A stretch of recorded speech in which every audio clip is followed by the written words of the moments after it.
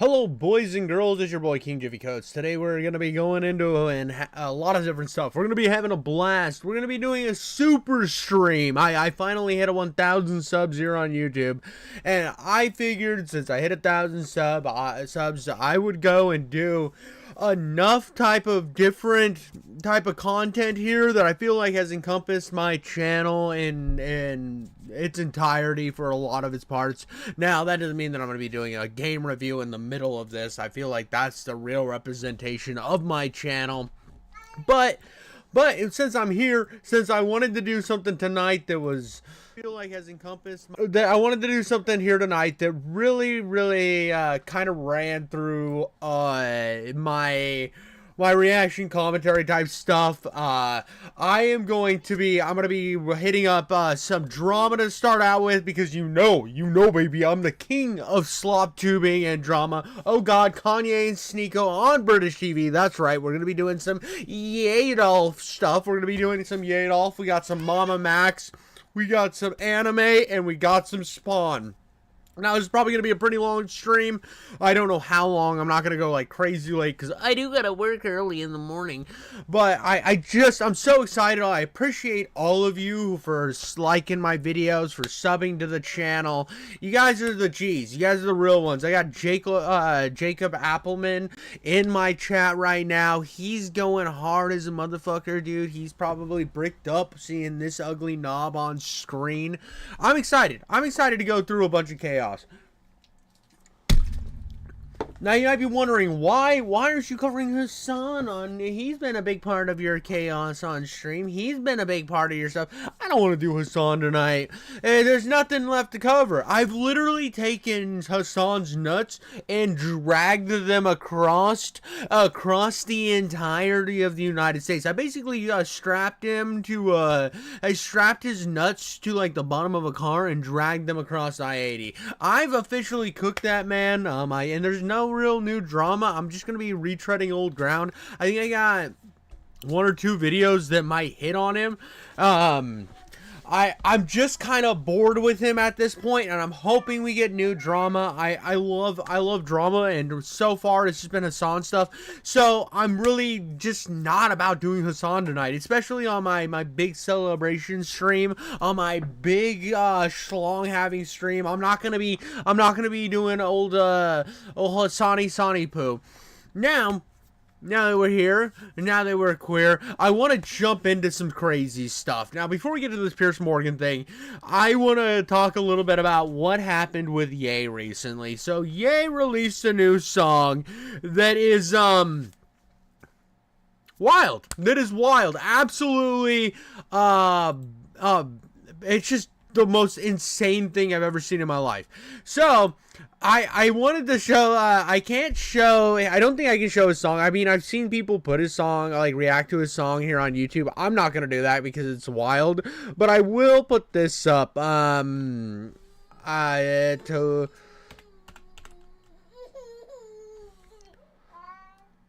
find it here. Well, give me a second to find this. Oh god, this stream's just falling apart. This stream's just falling apart, guys. I hit 1,000 subs and I just forget how to utilize my own mind. Well, actually, I don't think I ever really knew how to utilize my own mind. But how do you spell this? I gotta spell Tobuscus. Now, I don't know anything about this Tobuscus guy. I did see this clip though, and it is one of the funniest things I've seen in a while. So I'm gonna put this up so that we can get a little prepared. So anyways, boys and girls, old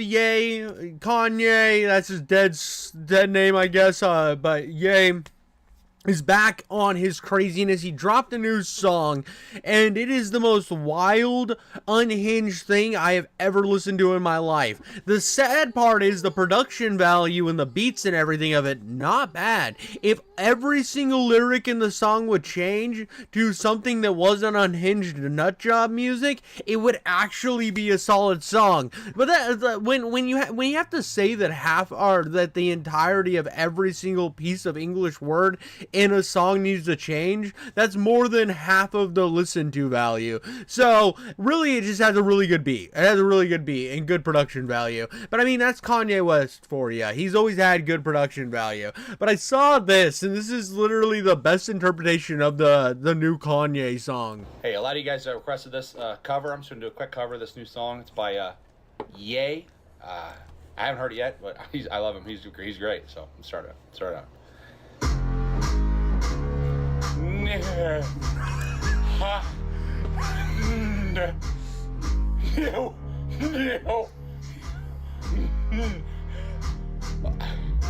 They don't understand the things I say on Twitter. All my they don't understand the things I say on Twitter. All my NIMBY be ha. And what makes this funny, I know you just see me laughing to this and you don't really know the words. He's saying Heil the one guy that you shouldn't be heiling, right? He's saying Heil the one guy you shouldn't be heiling.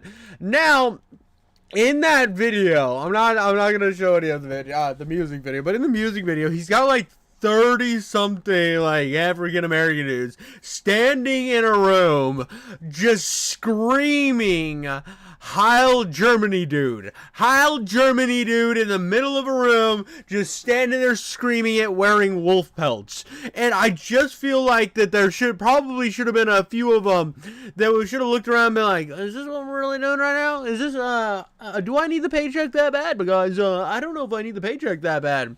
But this has been just going crazy on I've seen this I saw this recently too, where Ye's just doing like speeches. But while we're on that boat, we're also fighting amongst each other. As I get stronger and stronger. What is he wearing? Why is he wearing a black KKK outfit, bro? Dude is on an epic spiral, bro. Have you seen Bubs, the YouTuber trolling GTA 5 and Red Dead Redemption 2 role players? No, I haven't, dude. That's actually kind of interesting. I'll have to check that out. I definitely have to check that out. But dude's just like posted up in full Grand Dragon garb, bro. This is a crash out for him. He looks like Pyramid Head. Bro does look like Pyramid Head. Dude, if Silent Hill was trying to convert you into a Sneeko fan, if Silent Hill was trying to convert you into being a Hassan fan, if Silent Hill didn't want you to eat bagels anymore, dude, and I saw this, dude. Again, dude, Sneeko be living up Ye's butt, bro. Sneeko found a little like comfy spot right next to the fuzz that gets stuck in Kanye's butt hair, and he's just like cuddling up to it and staying nice and warm, biting onto whatever relevancy he has left. And he filmed this, it was called like Living Room or something. It was on Ye's Twitter, Kanye West's Twitter, whatever you want to call him. And I watched it, and there was only one real part that I thought was funny and worth sharing, and it's right here. Japanese, because I was just thinking about this, about the precision that's needed, and what Sneeko was saying about how they work together during World War II, and the fact that we are in World War III.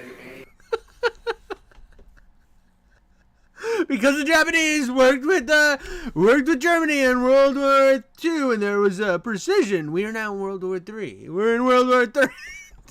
Dude, this turns into just I'm gonna put up playback speed a little faster, but you're about to hear the most insane conspiracy ramble jamble you've ever heard from a person in their entire lives. It is influence is a part of World War III, and Harley Mansonak, who was MK Ultra, is the one who told me that we had already been in World War III. Yeah, what percentage of FBI agents do you think are on this property right now? What percentage of FBI agents do you think are here right now? I need to know the actual percentage of FBI agents that are moving around my house right now. As you speak. I'm not saying 0, I don't think so. I don't think it's ever zero when he says George Bush don't care about black people. Well, it's one Since George Bush don't care about black people. Rose on a generational crash out, and it's beautiful. thing that the minister said. They were like, "Yo, don't you know about this that you have these agents around you?" You say they do better work than everybody else and shit. Or I went to the White House and I spoke on behalf of Larry Hoover, and he had this lawyer, this light-skinned, but like in the quintessential thought, like light-skinned lawyer that was just full of shit. And I like called, and he said, they always do that. So that is what. Bro just starts yapping, dude.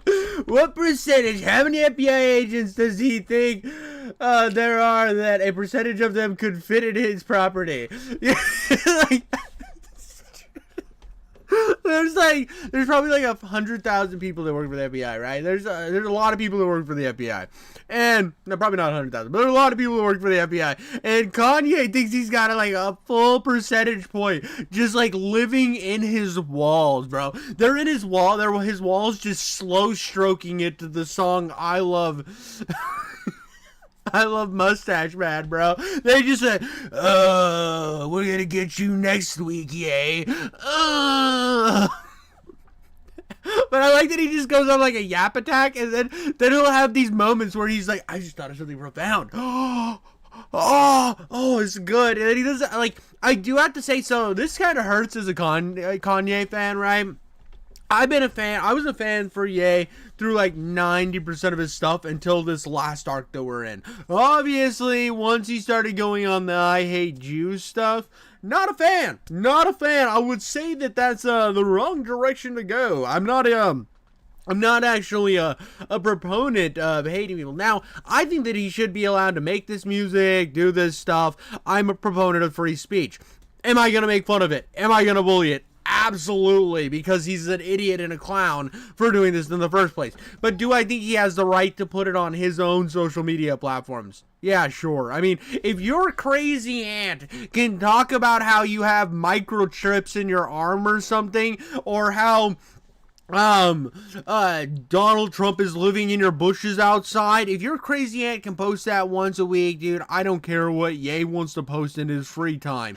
Do I think that it sets up a narrative that is kind of disgusting? Absolutely. I feel this. I've been a proponent of calling people out on this type of garbage from the very beginning. How often do I talk crap about Hassan?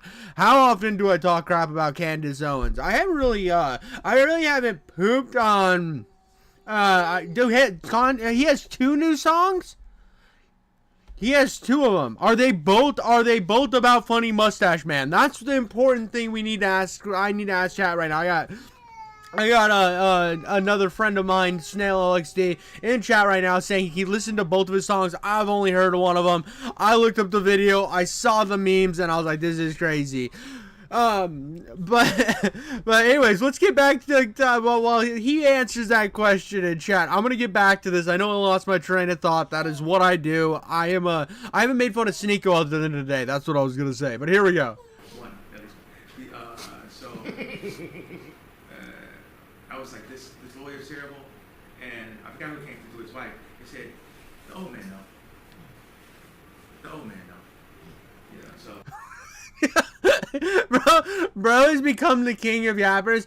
Now I saw in chat that he said none of them really are, but Cousins is shocking. Okay, so Sneaker was. What the F? Hitler got out. What the F? Why are they appropriating that cult? I don't know, dude. I don't know. We've all been on this. We've been on this insane thing lately where Candace Owens think that the Jews invented space and the dinosaurs. Sneako's in that same camp. It's just insane stuff on the internet lately.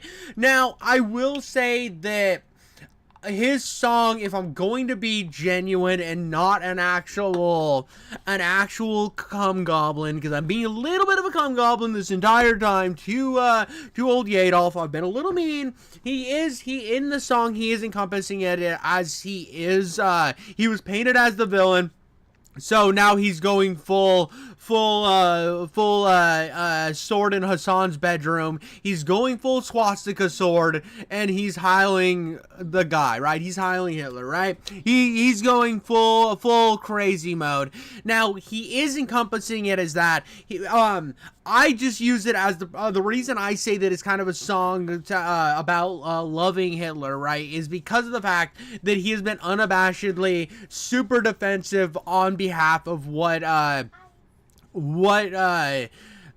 Adolf's rhetoric was in the past, and he did put that little segment of Adolf in his song, which I thought was wild, and I just think that it's generationally crashing out. I mean, he's been doing this since he went on Alex Jones and made Alex Jones comfortable, which is impressive. I mean, how often have you seen Alex Jones go onto a show and make somebody else uncomfortable, and then Ye is just like, oh, I love Hitler, and I was listen, Ye. Oh, I'm gonna have to disagree with you there. I don't like the guy myself. It was just so amazing. I should really listen to Cousins. I don't think I can do it on stream. There is no way in the world I'm gonna put a modern Ye song on my live stream because I just got monetized. I'm not ready to get nuked off the platform. I mean, I get it. I'm an edgy guy. I'm already fighting with limited ads on my videos as is. Anytime I tag a video with iDubbbz, instant limited ads. Don't know what's going on with that. But I'm just like, I'm gonna stay a little bit away from playing his music on. But I will listen to Cousins in my free time because this is. So you have to see my perspective of this. I'm a huge Kanye fan, right? I love drama. I think it's hilarious. I love watching people crash out, and also, I've always loved like edgy memes and stuff, right? So this is like the perfect combination of all of that in one story. And it will continuously be funny to me. Is it awful what he's saying? Yes. Is it funny from the standpoint that I don't take any of this internet or celebrity stuff that serious? Absolutely, and it's one of the funniest things ever. Now, I did see this Pierce Morgan thing, a little bit of it, and this is absolutely the dumbest thing I've seen in a while, but it's worth playing just to kind of hit that the last portion I wanted to hit on this about like Kanye and his possession and his mindset, also kind of the rhetoric we have going on with a lot of these guys that claim to be pro free speech, but then as soon as speech gets too edgy, they want to back out. DEFCON 3 on Jewish people. It was a heated interview. It was a long interview. I held him to account. I told him his remarks were offensive. He caused many... Dude, it is hilarious. I got a chat right now. It says it's kind of scary how Jewish people are being flanked from both sides. Absolutely. Who would have, like, I want you to, like, sit here and actually have a thought process, right? Because I saw a video that I thought about putting on stream today, but I decided, I don't know, it had dangerous rhetoric in it, to the point that I felt a little uncomfortable. But it was this guy dancing to the song, to the I Love Hitler song. He was dancing to it, and then he starts just like jambling about like Hamas propaganda, and I was like, dear God, who would have told me? And this guy's like a Sneeko fan, right? But who could have? You couldn't have convinced me before I started doing drama on YouTube and everything that Sneeko and Hassan would have almost the same talking points. People a lot of pain. And he gave me some back, of course. He called me a Karen. Fair enough, I can take it. At least we had a mostly grown-up conversation. These constant tirades against Jewish people. Have you felt my pain yet? You haven't felt my pain. You don't want to feel my pain. No, you don't hold You don't hold accountability to my pain. You're being a Karen. Do you believe that you have any form of mental illness? I believe that I suffered from exhaustion. Okay. I'm sorry. Whenever anybody asks Ye a medical question, I just think of he has this famous clip. Now, I forgot to bring this up because I didn't know they were going to get into this. I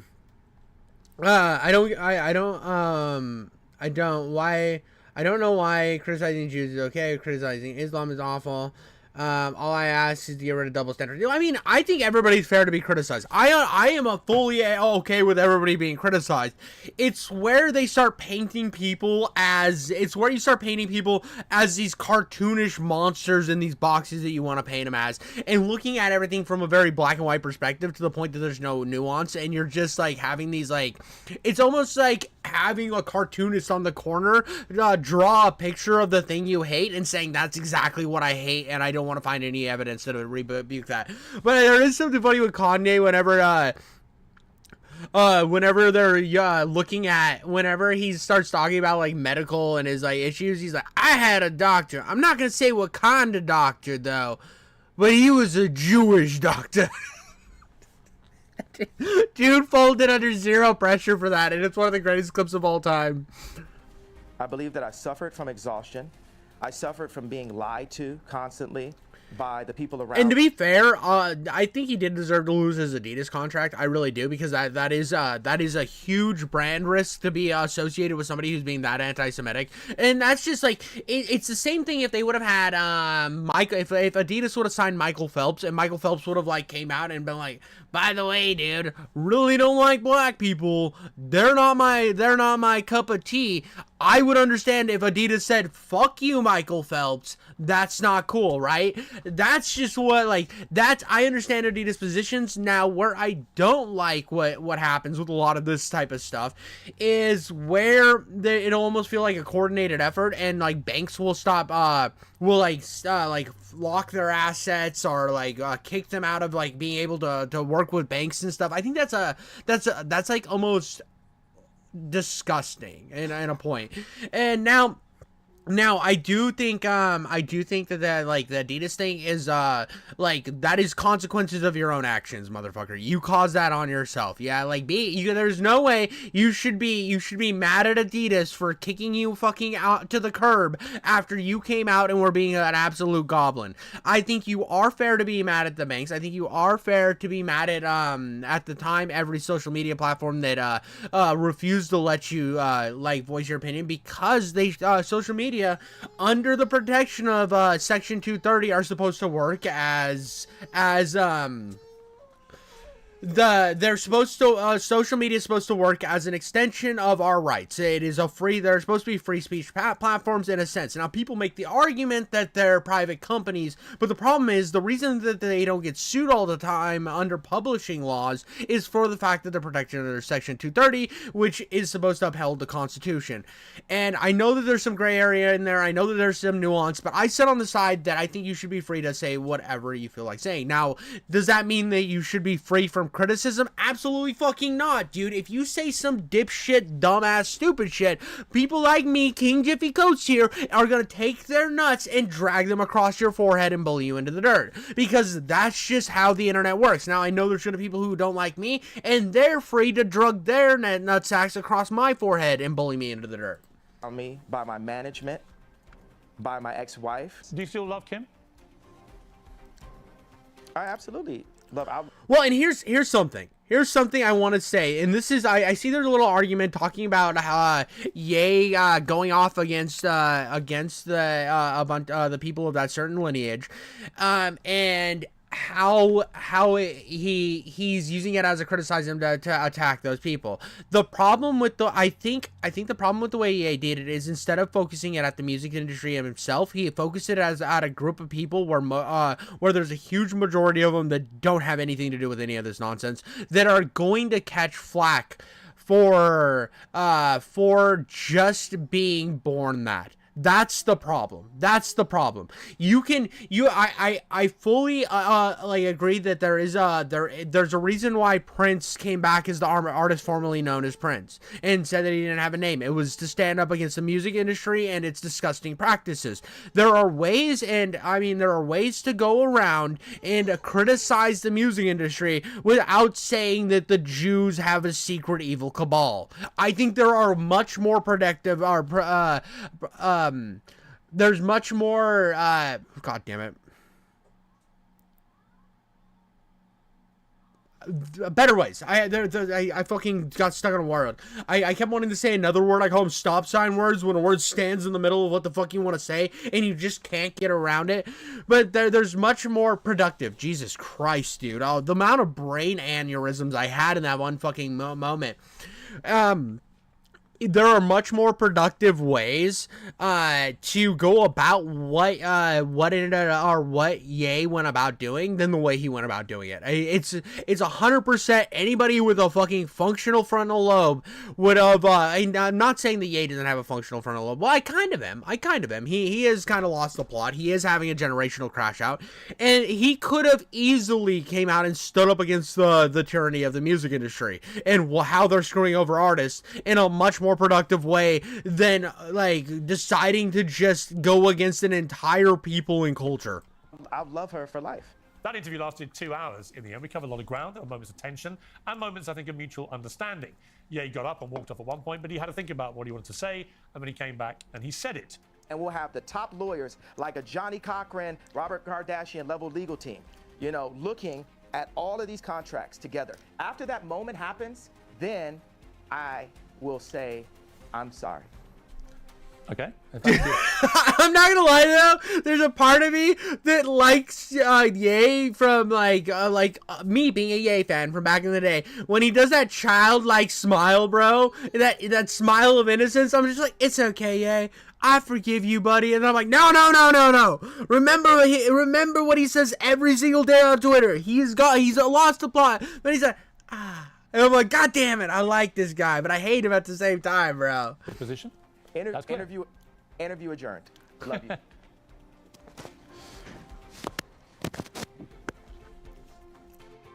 Yeah, thanks for sitting back down. I'll change the subject now. Obviously, I have no idea what's going on in this guy's head, and he's unquestionably genius artist with a global fan base and massive talent. He's lived most of his life under the microscope of intense fame, and that. By the way, I have to still give him credit that he is a genius when it comes to making music. He's an absolute brilliant genius. Like even the song that's blowing up the internet right now, Heil the Dude. The production value and the way that song's structured is some of the best music you can listen to if you just if you don't know what the words are. If you just heard that beat, you would think that this was like one of the best beats of the generation. One of the best best productions of a song out there. His problem is he's lost the plot and he's hanging out with Sneeko. Alone can make people behave very oddly. Back then, I was trying to understand if Ye had any regret. Yeah, dude, Jacob Appleman in the chat is right. He's a generational producer. He is I think that out of every, there's so many great producers out there right now, and I still think Ye is better than all of them. The problem is Ye has lost the plot. Remorse for what could have been a relatively isolated incident or some kind of episode. I wanted to know if he understood there are consequences for his words and whether he was genuinely a racist. Well, we now know it's just the tip of the iceberg. As far as the watching public is concerned, Ye has spiraled in both his personal life and his business life. Most recently, he's taken to posting endless, outrageous anti-Semitic slurs on X. He frequently professes his great love for Adolf Hitler. He poses in swastikas and cake.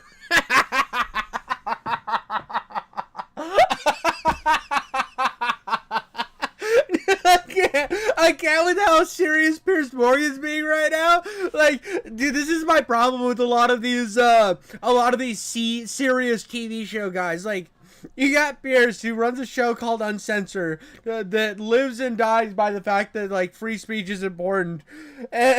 Which, like, so far he hasn't condemned the fact that,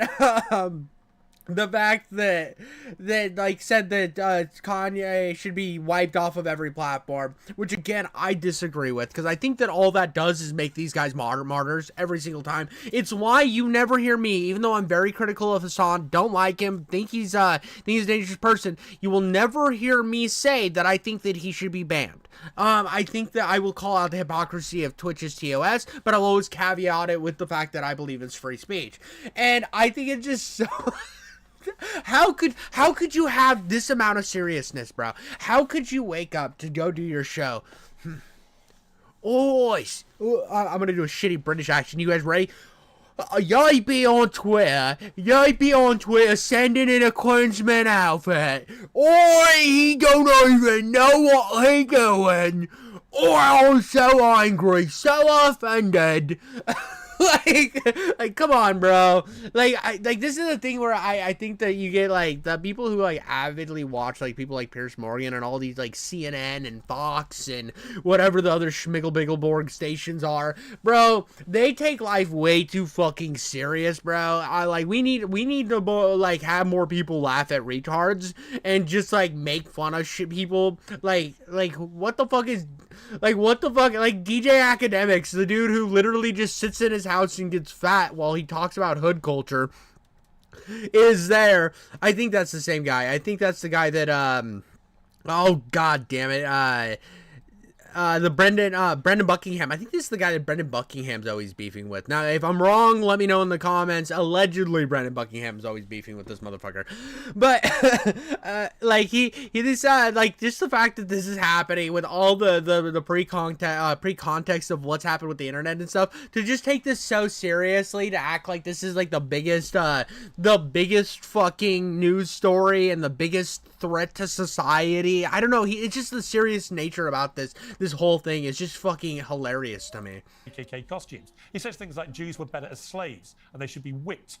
We all know this because X is allowed. Well, and here's the thing: if you're gonna have strong TOS to the point that your platform's basically publishing content to the point where if your TOS is so stringent that it seems like a publisher's like if I were to try to, like, let's say at the New York Times we're gonna publish something that I wrote, I would have to hit a certain criteria. And if I have to hit that certain criteria for a publication so that they don't get sued, but now I have to hit that same, a bunch of criteria like that for social media platforms, that's where I have an issue because, again, the reason they're protected from lawsuits is because of Section 230, because they're supposed to be an arm of free speech. And if they're not going to uphold that, that's where I have the problem. Again, I will stand on my principles of the free speech thing. Now, do I think you should go on unhinged rants and say racist shit online? No, not really. If you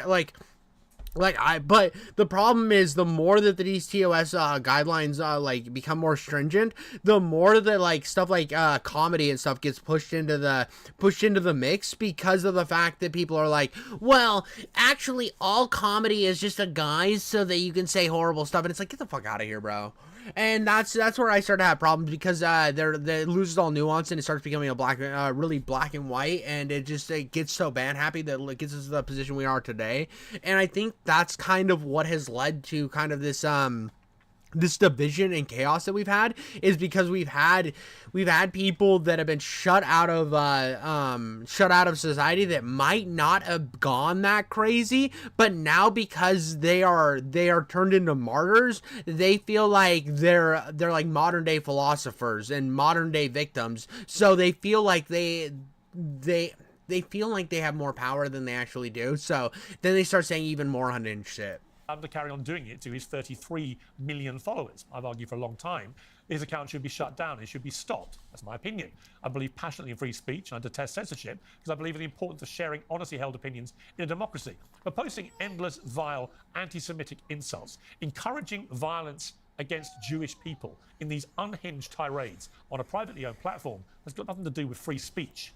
I haven't seen anything where he actively said like go after a certain group. Now you could probably I might be like forgetting something, but like obviously if you say to cause violence against a certain group, that is a threat to violence, and that does step over the lines of free speech.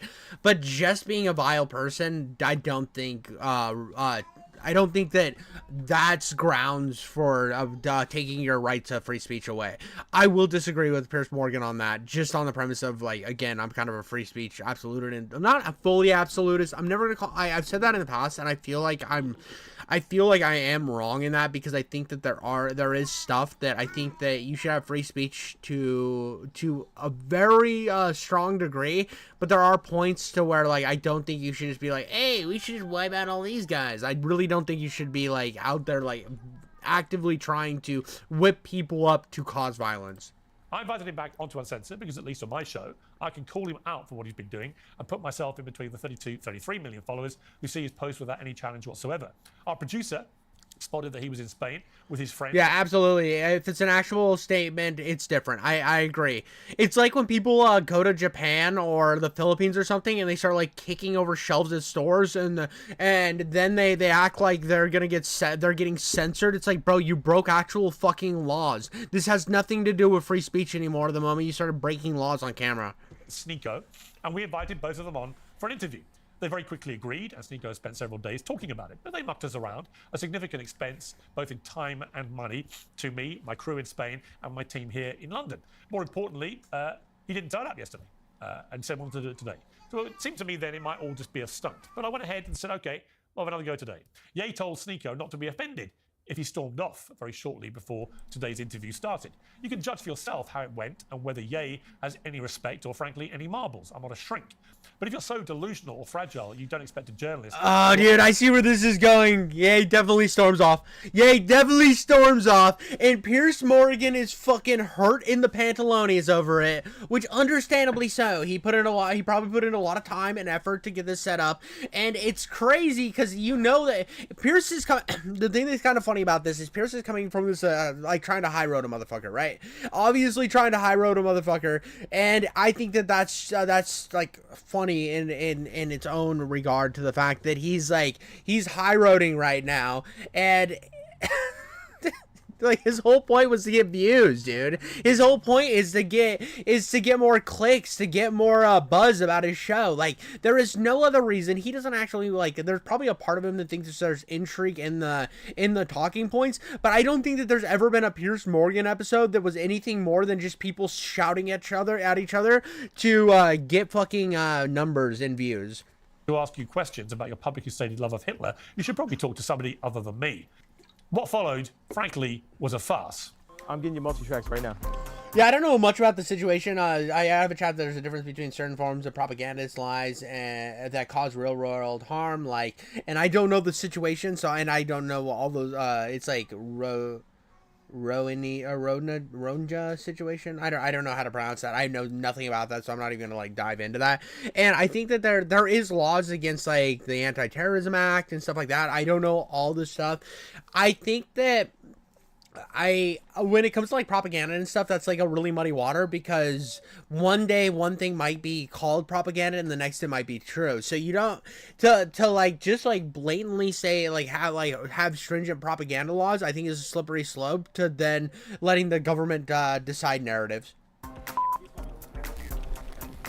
About to step in this interview, but I can hop back on in about whenever it's done. That nuance right there. Many people. What's entertaining? Ye West is rarely out of the headlines at the moment. It's fair to say the headlines are equally rarely positive. The rapper, producer, and fashion designer is currently working on a new album. By the way, as for fashion designer, we're gonna be like 100% real what this guy's fashion design is. Bro took out a Super Bowl ad and had like this entire lineup of clothes. It was like endless amounts of clothes, and then like 2 days later took every single outfit off of his website except for a white shirt with a swastika on it. So let's be I'm gonna be a little bit mean here and say that I think he lost his fashion designer aesthetic. I don't think he really understands fashion as much as he used to. So not as much of a fashion designer anymore. Tracks were previewed on a recent live stream with his friend Sneako, and both Sneako and Ye join me now. Well, welcome to Uncensored. Ye, we haven't spoken for a while. How are you? Dude, what's with Sneako always trying to look so tough, bro? You gotta remember, this is the guy that like sat in the cuck chair while his girl got blown out in front of it and then bragged about it only to get clowned on, bro. And then he sits there with his eyebrows just acting all tough and shit. Get the fuck out of here, bro. Dude. These fucking political grifter douchebags are so funny, bro. I'm doing good. I don't use the term West, you know, the whole drop the slave name idea. Okay, so we just call you Ye, yeah? Yes, sir. Okay, well, look, when I last interviewed, we had a long conversation. And since then, a lot has happened in your life. And so I'm grateful for the opportunity to try and talk to you about some of this. How would you say your life is at the moment? I mean, you see that view? Yeah. Jesus Christ, bro. Jesus, dude. dude, they don't want to be here at all, dude. They don't even want to be here a little bit, dude. I'm gonna jump this up to 1.5, bro, because I just see this crash out going. They're talking. I feel like 1.5 we can get away with on this one, but Jesus. So your life is good? Well, judge it on The View as the answer to how my life is. Judge me by The View. Well, the View is Mallorca. I've been there. It's a beautiful place. And for all intents and purposes, you seem very relaxed and happy. That is in direct contrast to your public image at the moment over the last couple of years, led by your ferocious... Well, hang on, let me finish the question. Led by your ferocious use of... No, but I already disagree. It's not in contrast. There's so many people and artists that are championing the idea of someone being able to just express who they really are and have been able to go through the war of being attacked by the banks, being attacked, by... the banks. That's the best way to put it. Being attacked by the banks and to still be here with this view is, that's the win. So I think I'm in contrast to your contrast. Okay, but the point I was going to make is that I watch what you put out on X. You've got 32 million followers, so you're one of the most followed people. See, wait. Now look right now. You're not going to take inches off my dick, bro. Like, how many followers do I have? Well, how many is it? I think you could do this. No shot, bro. No shot. They're getting in an argument over how many fucking You're not gonna take inches off my dick, bro. Okay, let's see how. So he's at 32 million. Let's see what it actually is. So you got a whole staff over there. I thought it was 32 million. How many is it? You obviously know. Don't help them out. They. I'm told it's 33 million now. So congratulations. You're slightly big. So dude gets it off by 1 million views, and Kanye, Ye just fucking like, listen, motherfucker. Sneako's like, up, please up, please up, dude. This motherfucker's gonna get pissed. He's gonna beat me with a cat 9 tails later. I can't handle it anymore. Ye's gonna be slapping me from the back, dog, if you don't get the right number, bro. Up, Piercy. Ye's like, shut the fuck up, Sneako. I'll beat you later. Bigger following than I thought. No, congratulations. Your information is correct. You're not just some... and it sounds so funny, like, 1 million is a lot to, like, normal people, but, like, when you have, like, when you're over 10, 20 million, right? When it comes down to the numbers after that, it just saying 30 million is astronomical. So, the fact that he's off by 1 million when it's already a huge number, it's just so funny that this is just, like, such a sticking point. Dude trying to sub... I'm a gift, bro. You know what I mean? Why do all you people in media act like you haven't played my songs at your weddings or graduations or at funerals or when your child was born? You take somebody that's living like a Lennon, a Michael Jackson, and you just take all this time to just, like, that nuance right there. It's idiotic. It just shows the hate that you put out for people that put love. There's so much love in the art that I put out. What are you talking about? I haven't said anything. What are you talking about? It's 30... Okay, now you're not taking accountability or responsibility. You said you implied I haven't played your music. Of course I played your music. No, sir. This is what you get for now. We can circle back when you can count. Okay. We can circle back when you can count, and he walks the fuck off after saying nothing. Now, I'm not gonna watch the rest of this of just fucking Sneako sucking off the existence of getting the most time in the sunlight. I don't really care. But I just. Where's he gone, Sneako? That's it for Ye.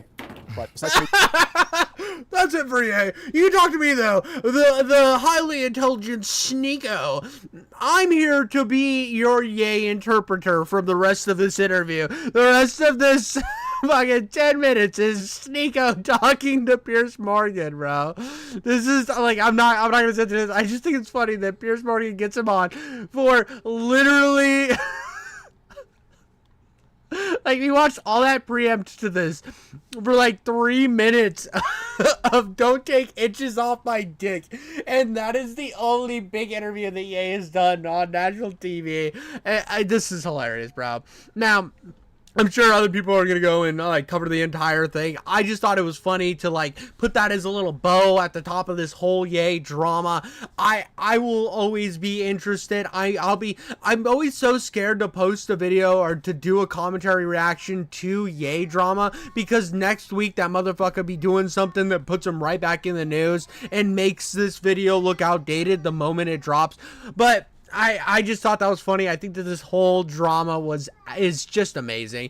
But that's all I got for that one, guys. Like and subscribe, and I'll catch you in the next one. All right. Now, a few years ago, we had a bit of a drama with one of those I don't even know how to present this where my video won't get limited right away. There's a guy who makes documentaries about the worst parts of society, those people that really like people under the age of legal age.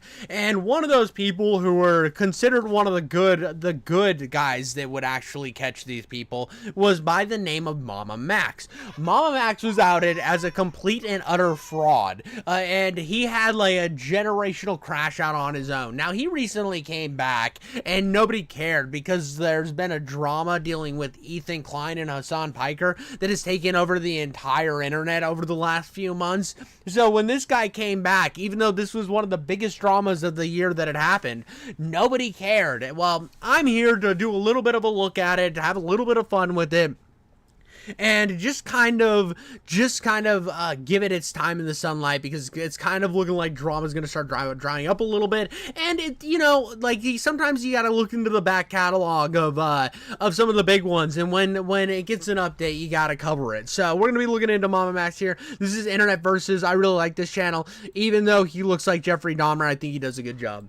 Some of the allegations that were levied against him last year. And in this video, he accused YouTubers Mutahar and Nexpo of a list of different things, but primarily saying that they were snaky and terrible friends to NightDocs, a YouTuber who was mentioned during the whole Max drama last year because Max made up allegations against him to try to ruin his life. And Muta and Nexpo even ended up responding to all of this, explaining their side of the story, claiming that Max was the one who put the false idea of who NightDocs was in their head in the first place. Welcome to the Internet versus Mama Max. It starts when Selfed posts on the YouTube drama subreddit the video with the caption "Mama Max returns," which, if you haven't seen it yet, it will By the way, the Mama Max return video is like 2 hours long. That's why I'm reacting to this, is it's 2 hours long to go through his entire response apology thing, and the dude lies with every other word that he says, and once he was proven with that, the floodgates opened and everybody found out that Mama Max was just this like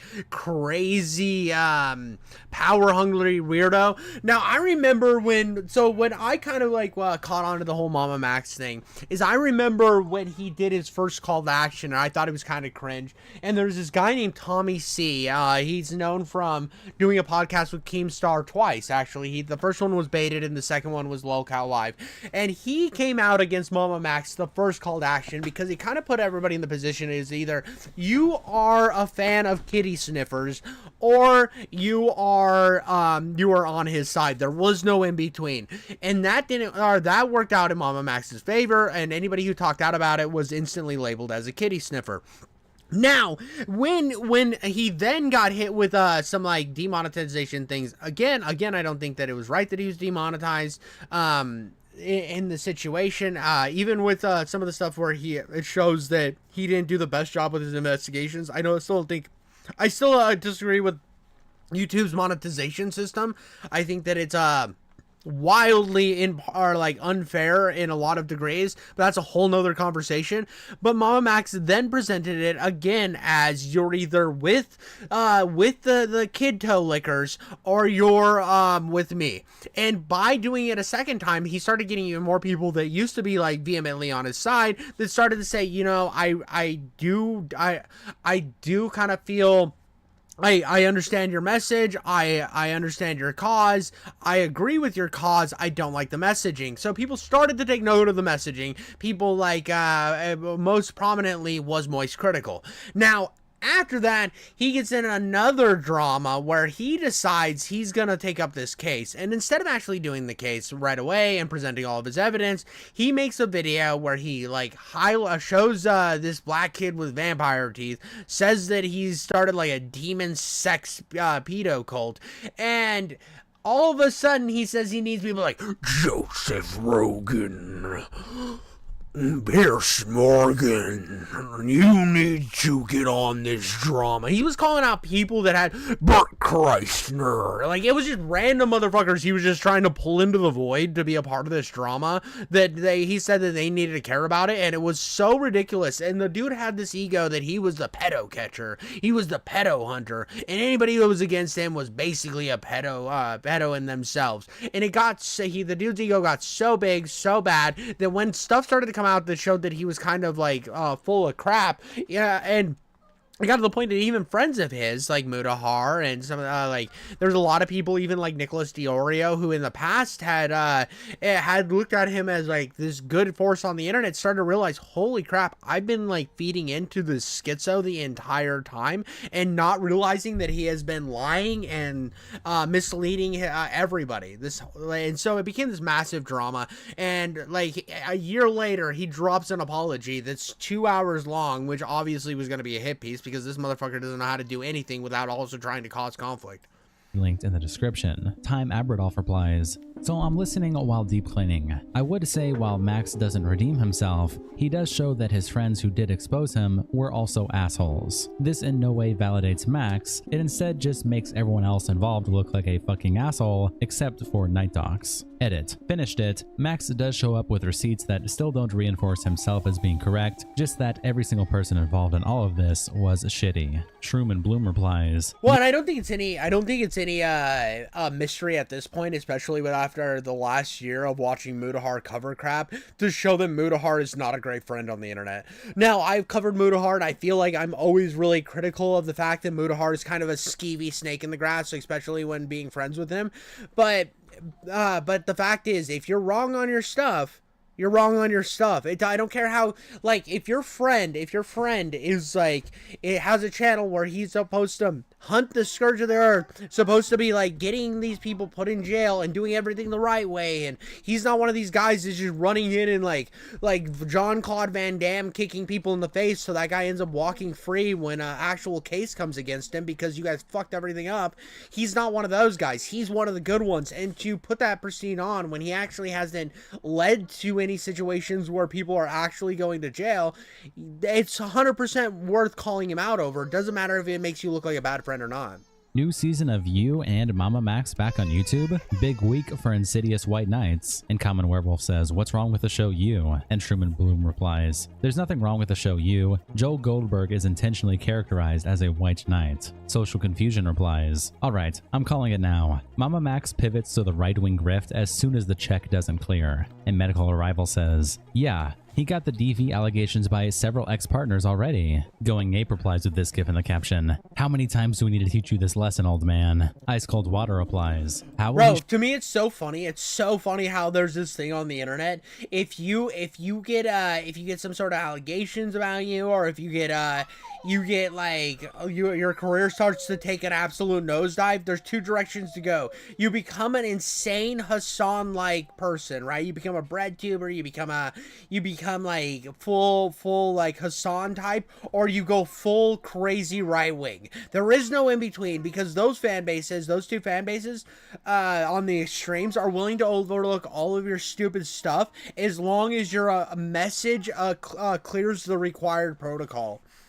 Shoot himself in the foot this time. Edit. Just finished watching the video. While he did a good job at clearing a few things up, like showing how snaky Muta was behind the scenes, a lot of his clearing up of the bigger things had no evidence at all, or evidence that was so vague it didn't really make him seem innocent. It just made the other party also look bad. In the end, what he succeeded in doing is showing that some of the people against him were just as bad as we thought he was. And while he wasn't as bad in some regards, he still sucks a lot. And I mean a difference that is so small it still isn't enough to make me fully trust him at all ever again. Glad the dog seems okay though, because that's the only innocent party here. And a Fire Inside replies, Muta being a snake isn't a surprise. Meister Nas replies, don't forget this is the same guy who used ChatGPT as a lawyer for legal advice like Jobs did. And potential I forgot he did that, bro. Literally was like threatening people who were criticizing him with lawyership, but it was just ChatGPT, bro. Music says, to be clear, Jobs didn't use it for legal advice. He just used it to stroke his own ego in front of all of his fans. Nickelback Vocaloid replies, the MLK poster in the back is killing me. Jordan Peele and Spike Lee found dead after witnessing terminal narcissism. I skipped around and the suing Mutahar part stuck out to me. He's guilty of all of the amateur heroics that bit Carl and Max in the ass. A lot of that adjacent circle is. We're going through it right now with the Saberspark stuff and how they were turned into a comedy skit that also put the allegations against Lily Orchard as collateral. We have this strange culture where Muta and Co. By the way, I don't know anything about the Saberspark stuff. I want to kind of get into that, but I just don't know where to start. It's one of those dramas that I have some stuff stuff saved in my watch later about it, and I just don't know. I don't know where to fucking start. So if that's something you guys will be interested, definitely comment below and I will look into it. Will mock ineffective or even harmful celebrity activism / philanthropy whilst doing it themselves, but it's different because they're YouTubers. BLK replies, lol, 2.5 hours? Man, I'd rather go see a movie than this. You couldn't just grab a ukulele and say sorry and Bro, that's a great callback, bro.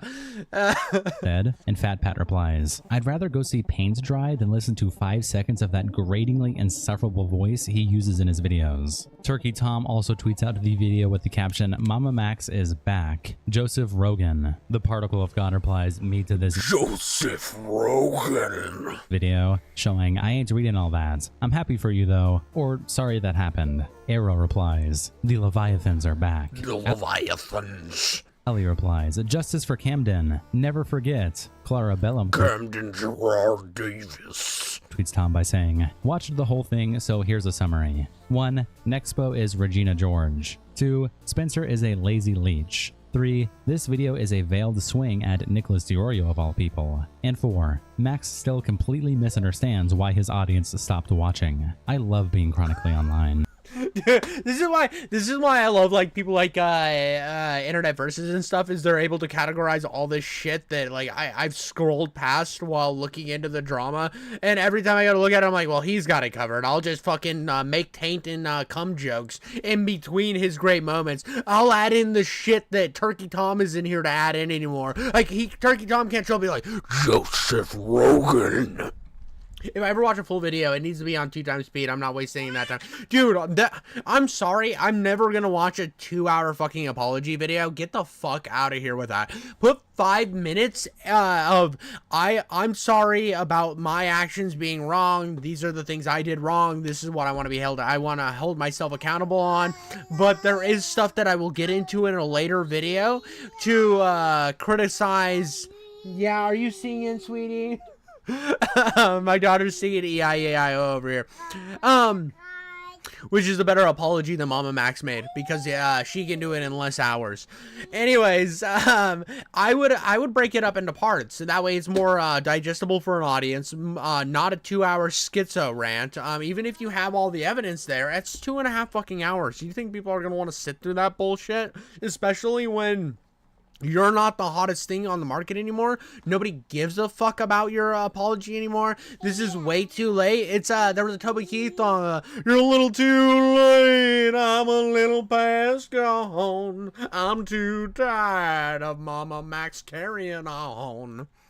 Alex tweets out, watching the Spencer section of Max's video right now. She talks about starving and not being able to afford food in almost all of the message interactions. And Alex also continues to tweet out when he says, one of the biggest takeaways from the Max video I had was that the Night Doc story needs more investigation.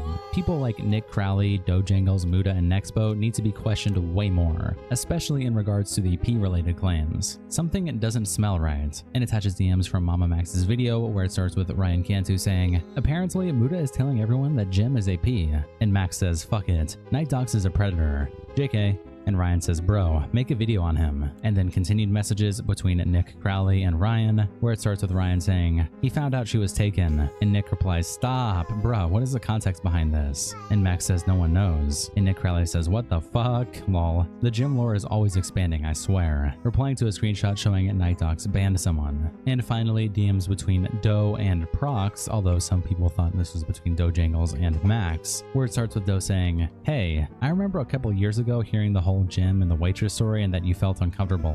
Was I remembering things wrong? And Prox says, it was some joke from Jim about him and I potentially spit roasting with a waitress that talked to us there. It came out of nowhere and it just surprised me on top of me thinking it was just weird and disrespectful. And Doe replies, he's saying now the waitress was into it. And Prox says, from what I remember, he wasn't around at all when the joke was made, and I can't recall him talking to her directly. Unless it was while I was in the bathroom, I don't know. I mainly remember everyone there just being like WTF when he said that to me. I can't speak for the waitress if she'd be into that talk or not. And Doe replies, I'm just trying to piece together some things because cool, it's not a P, I guess. He was still out of pocket and obnoxious. And Prox says, I feel for the dude. I feel like it's a textbook divorcee dad behavior. As for the other claims, I have no idea. And Doe says, he got too pushy with me before I met Muda. He can't read a room. Alex continues the thread by saying, Bro, dude, that's some like he gave me creepy fucking behavior vibes, so I'm willing to go scorched earth on a motherfucker. Again, like this type of stuff is gonna make everybody involved, a lot of these people involved, look like assholes and like scumbags, because like once you start showing leaked messages and shit, this is the perfect, and I think this was smart by Mama Max by doing this, by deflecting to show that everyone around isn't as clean as they say they are. But again, this is just diversion, and this is what Mama Max has done throughout this entire controversy, is try to divert attention away from his piss poor fucking research, his piss poor fucking attempts at investigations, to then put blame on everybody else other than himself. So again, this stuff might be making him look bad, which it does, and sure, they might be douchebags in the situation, they might be the absolute king of cum gobblers, but I'm not gonna. This has nothing to do with the actual point of why people were mad at Mama Max, and it was because he had been lying for years about being like an actual like positive force on YouTube and in the world by catching these people that were hurting the weakest of society. Nick's second video on Max hinges heavily on Muda and Nexpo's testimony. No screenshots or anything were shown at all, and it was taken at face value to be used as a definitive point against Max. Since then, we've learned Muda is a complete snake loser. The Night Dogs point is somewhat minor, lol, but it was included in the video that put the nail in Max's coffin. I think it's only fair to get to the truth. Why was Jin DMing Max, which we know now as Prox, days after Nick's first video on Max and seemingly gossiping about Night Dogs to Max, again Prox, right before Muda testified about Max spreading rumors? Who were the other friends spreading rumors? Who made the group chat that included Night Dogs? Who told Muda Night Dogs was potentially a threat to kids? It doesn't seem to be Nexpo based on the message I linked, and Muda said it wasn't Max, so who the fuck was it? What was the basis for it? All of these questions and more need to be answered. Nexpo then responds to everything when he tweets out a mega file with the caption, "Regarding Mama Max," and the document starts off with the title, "Regarding Max and Jim."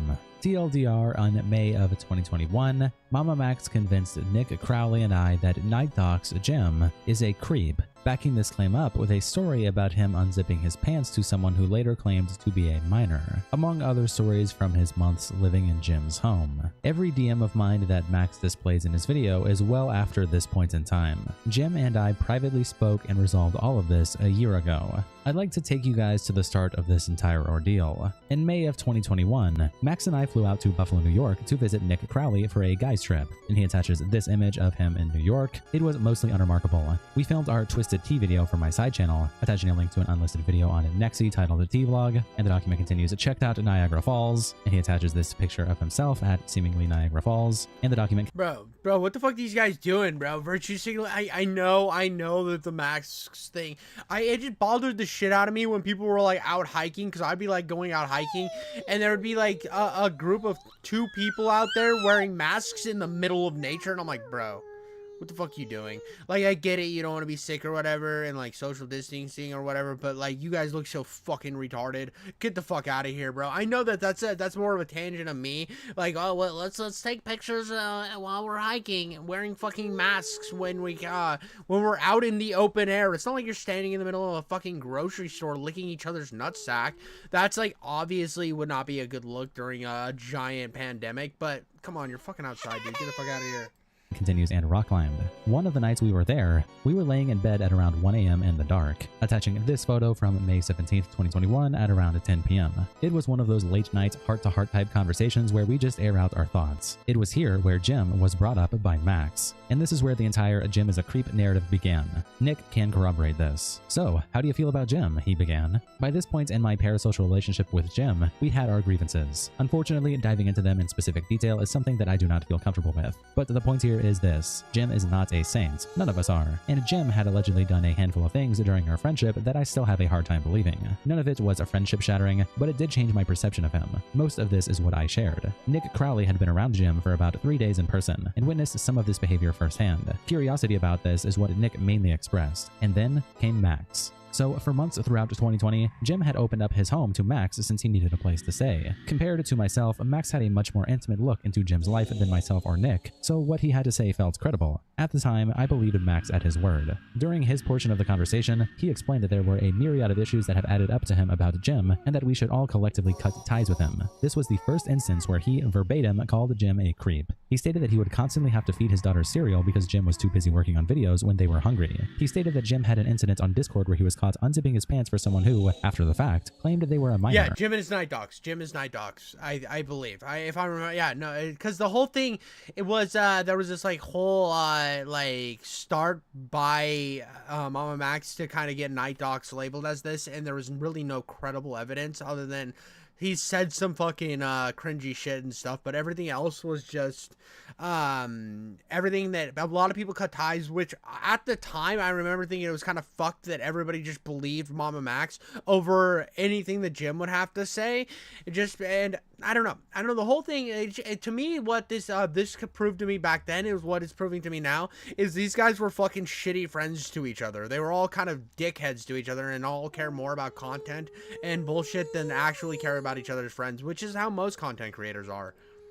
He claimed that him and Prox had witnessed an incident where Jim was hitting on a waitress and said that the two should spit roast her. He claimed that Jim whispered a S remark about my neighbor's wife directly to him one of the nights we all hung out at my house. As a reminder, this conversation was happening in May of 2021. During this era of Max's channel, he was effectively known as the YouTube Predator Hunter. He had caused such a stir online that nearly everyone in the commentary and horror sphere at least caught wind of who he was. So again, regardless of the length of friendship as Max claims against me, I met Jim in December of 2019, attaching this picture showing proof of them meeting up, and the document continues saying Max met him in January of 2020, attaching this image from January 2020 showing Max meeting up with all of them. The document continues, Max lived with Jim for months. He had access to facets of Jim's life that none of us had ever known about, giving him a facade of credibility that I mistakenly took at face value. That night, Max convinced Nick Crowley and I that Jim Pagel was a creep, and this is where the entire narrative began. Not from myself, not from Mutahar. I don't want to hold you while I'm watching a video about a pedo hunter, sweetie. So that's why I'm like trying not to hold you, but you're gonna cry. So could you get her, please? Thank you. It came from Max. Every DM you see coming— I love you, thank you. Sorry. If it was anything else I was watching, I would be okay with holding her, but this is not the type of content I want her in. For me was well after this. I really don't like her in any content, but like I'm also not gonna like when she's looking at me and I'm about to cry, I don't want to not hold her. But yeah, dude, this is fucking not the right thing for my baby girl to be a part of.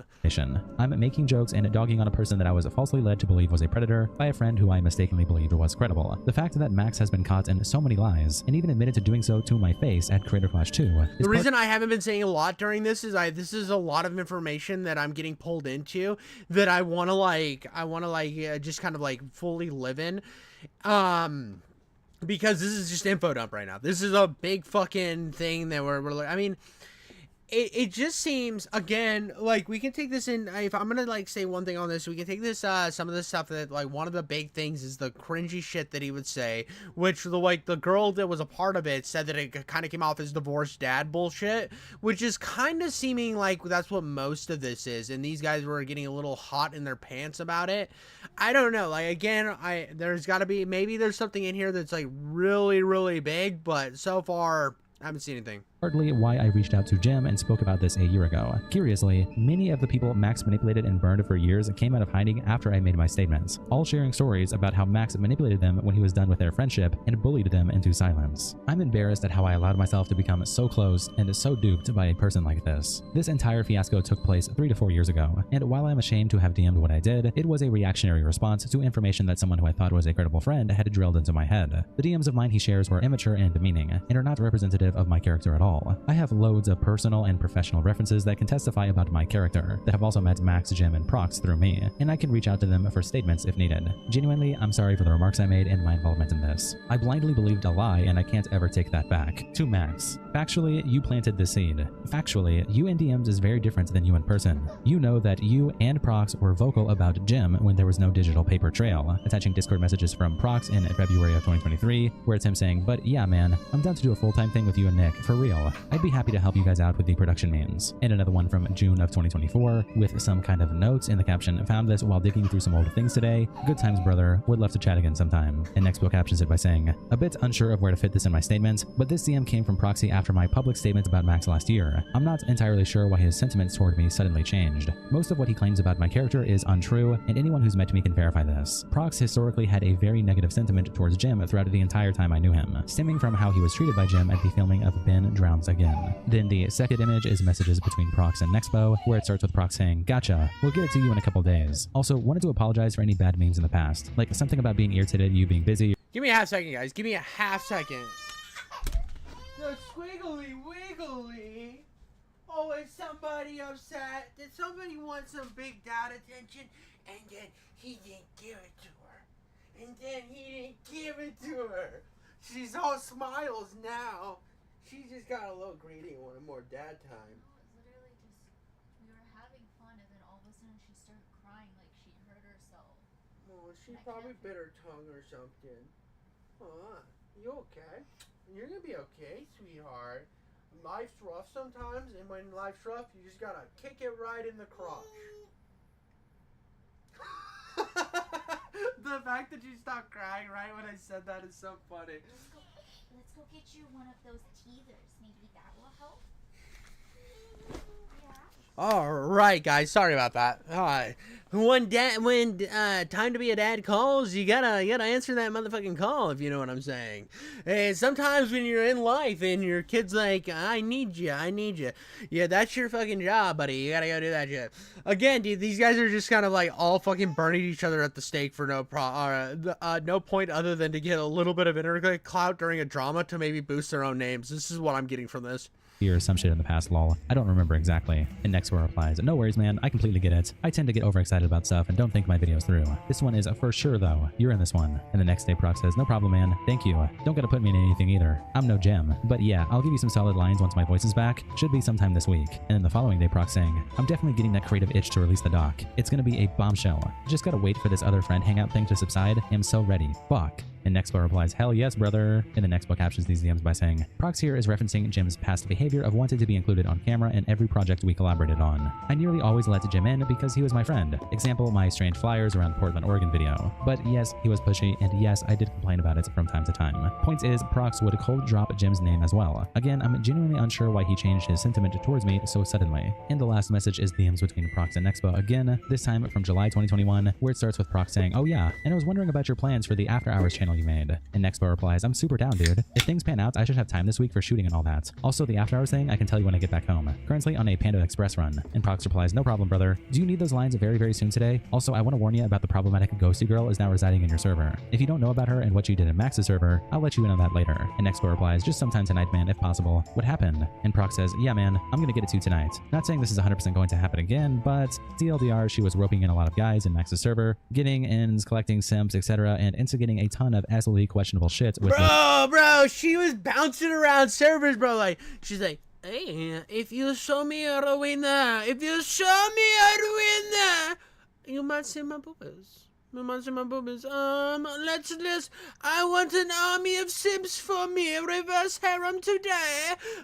Send me the winner pictures for me. What the fuck?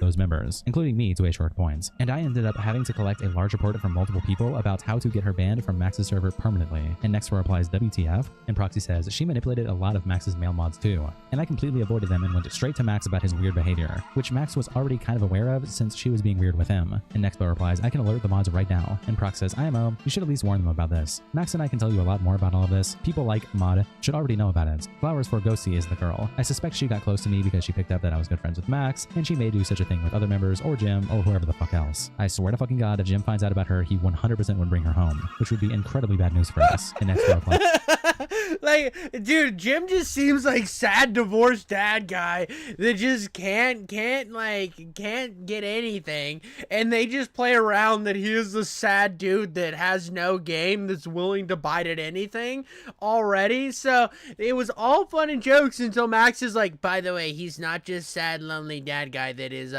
really thirsty. He also likes kids. And then all of a sudden all these motherfuckers were like, well, That makes sense because he really liked his internet thoughts. Good lord. I would very much like to avoid that at all costs. I'll keep an eye on her and reach out to my mod right now. And Prox replies, thanks. I'll tell you more about her soon, and I'm about to get to work on these lines. Brother, I'll try to attend the watch party. And Nexpo says, thank you, man. I appreciate this a ton. And Prox replies, appreciate this opportunity a ton, man. When's the watch party, by the way? And back to the document, just as a recap, it says, you know that you and Prox were vocal about Jim when there was no digital paper trail, and I'm confident that other creators you talked to back then can verify this. Perhaps they'll come forward one day. P.S. Here's the link to Cringe Kitchen. And he attaches this link to a playlist on Nexi. It was privated because I want zero association with you. And here is a link of years of ordinary DMs I had with Proxy during our friendship, contrasting with the way my character was portrayed. And he attaches 18 photos of DMs with him and Prox, and they're pretty much exactly as he described, just DMs of them having normal conversations. Not really a point in reading every 18 years, bro. Could you imagine somebody coming out and saying some bullshit about you? Like trying to character assassinate you like you were a piece of shit, that you were never friends or anything. And you're like, yeah, motherfucker, here's 18 years of screenshots of everything. What the fuck, dude?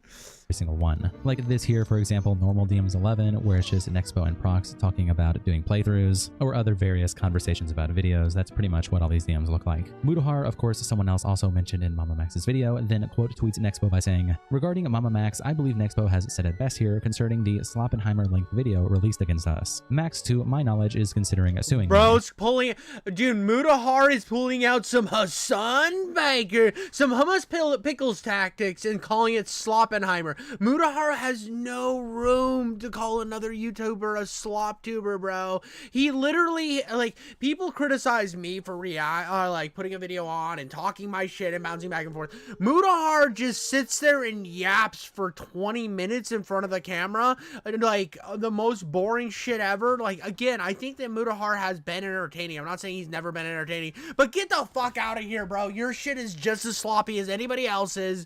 Fuck off, Mutahar, bro. You're so fucking cringe, dog.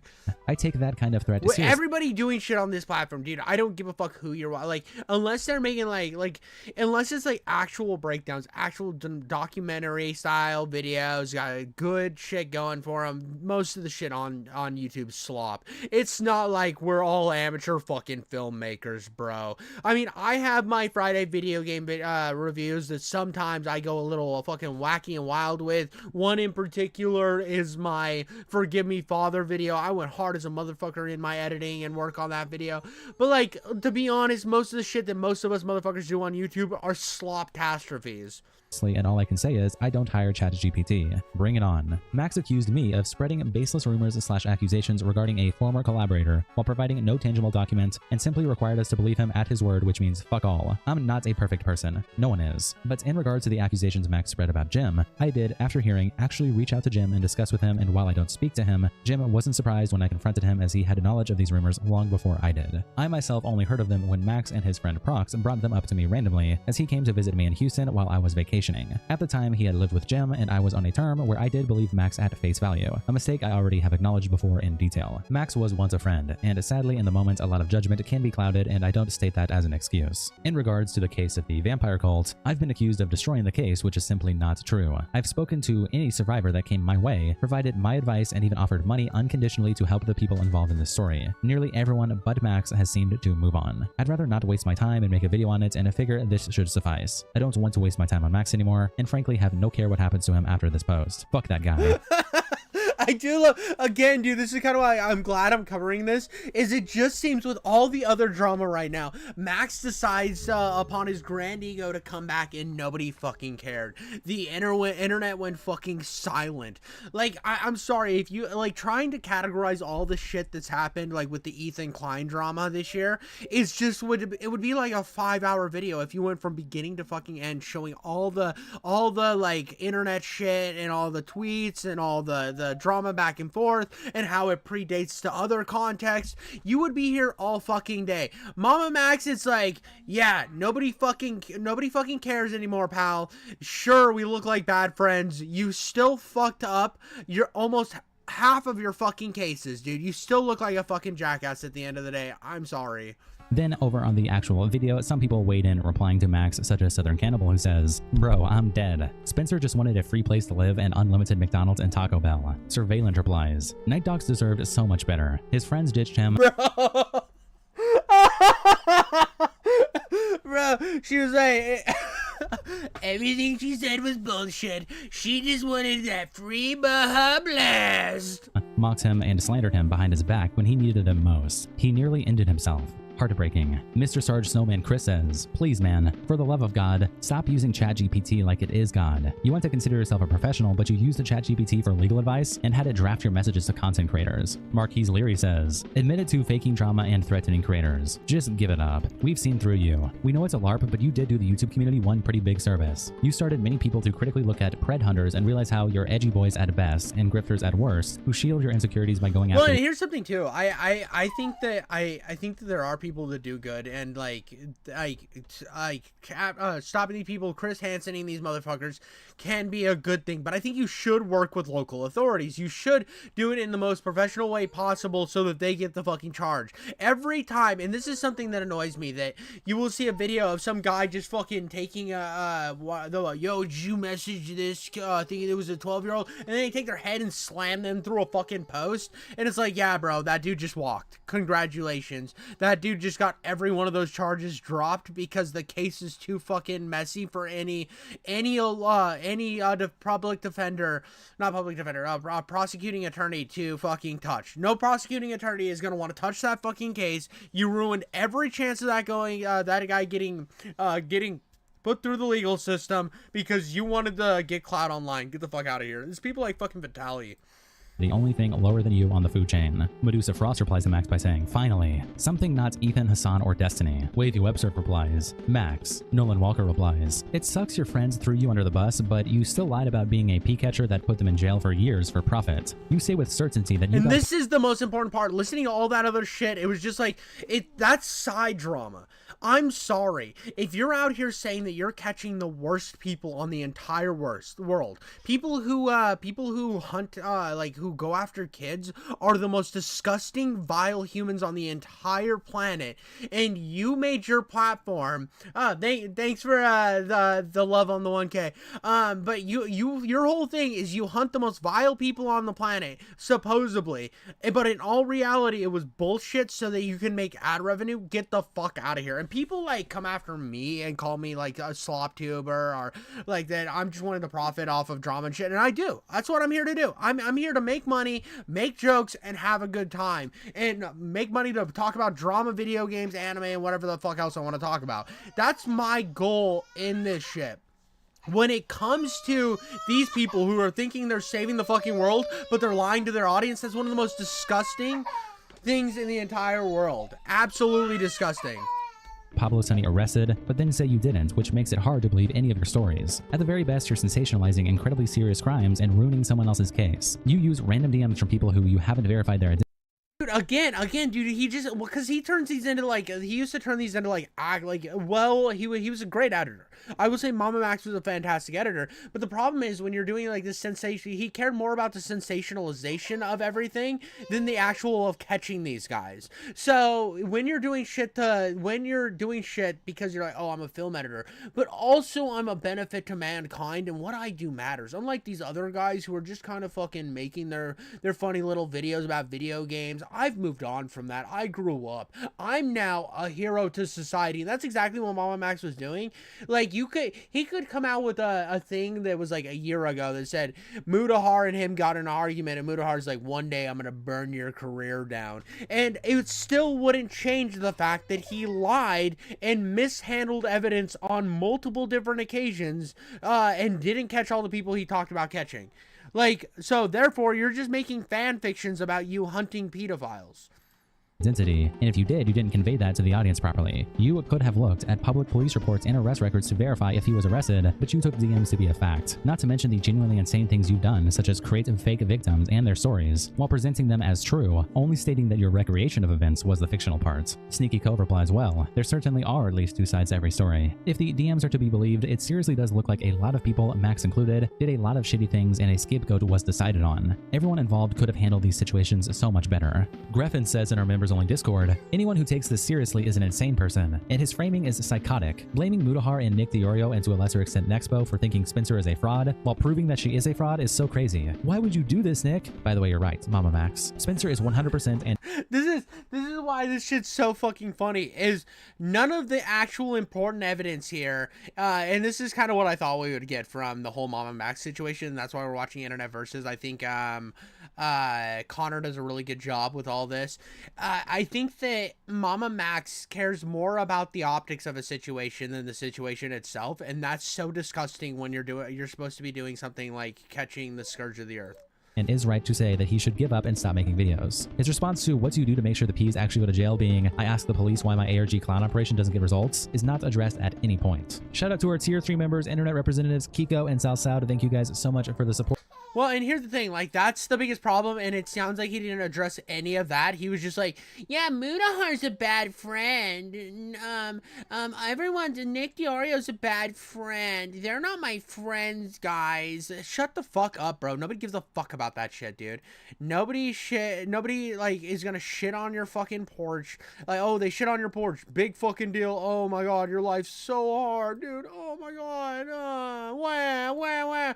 Dude, you fucking fumbled all the research on catching these guys. Didn't catch anybody. Haven't provided evidence that you've been actually out here fucking catching these Scourge of the Earth.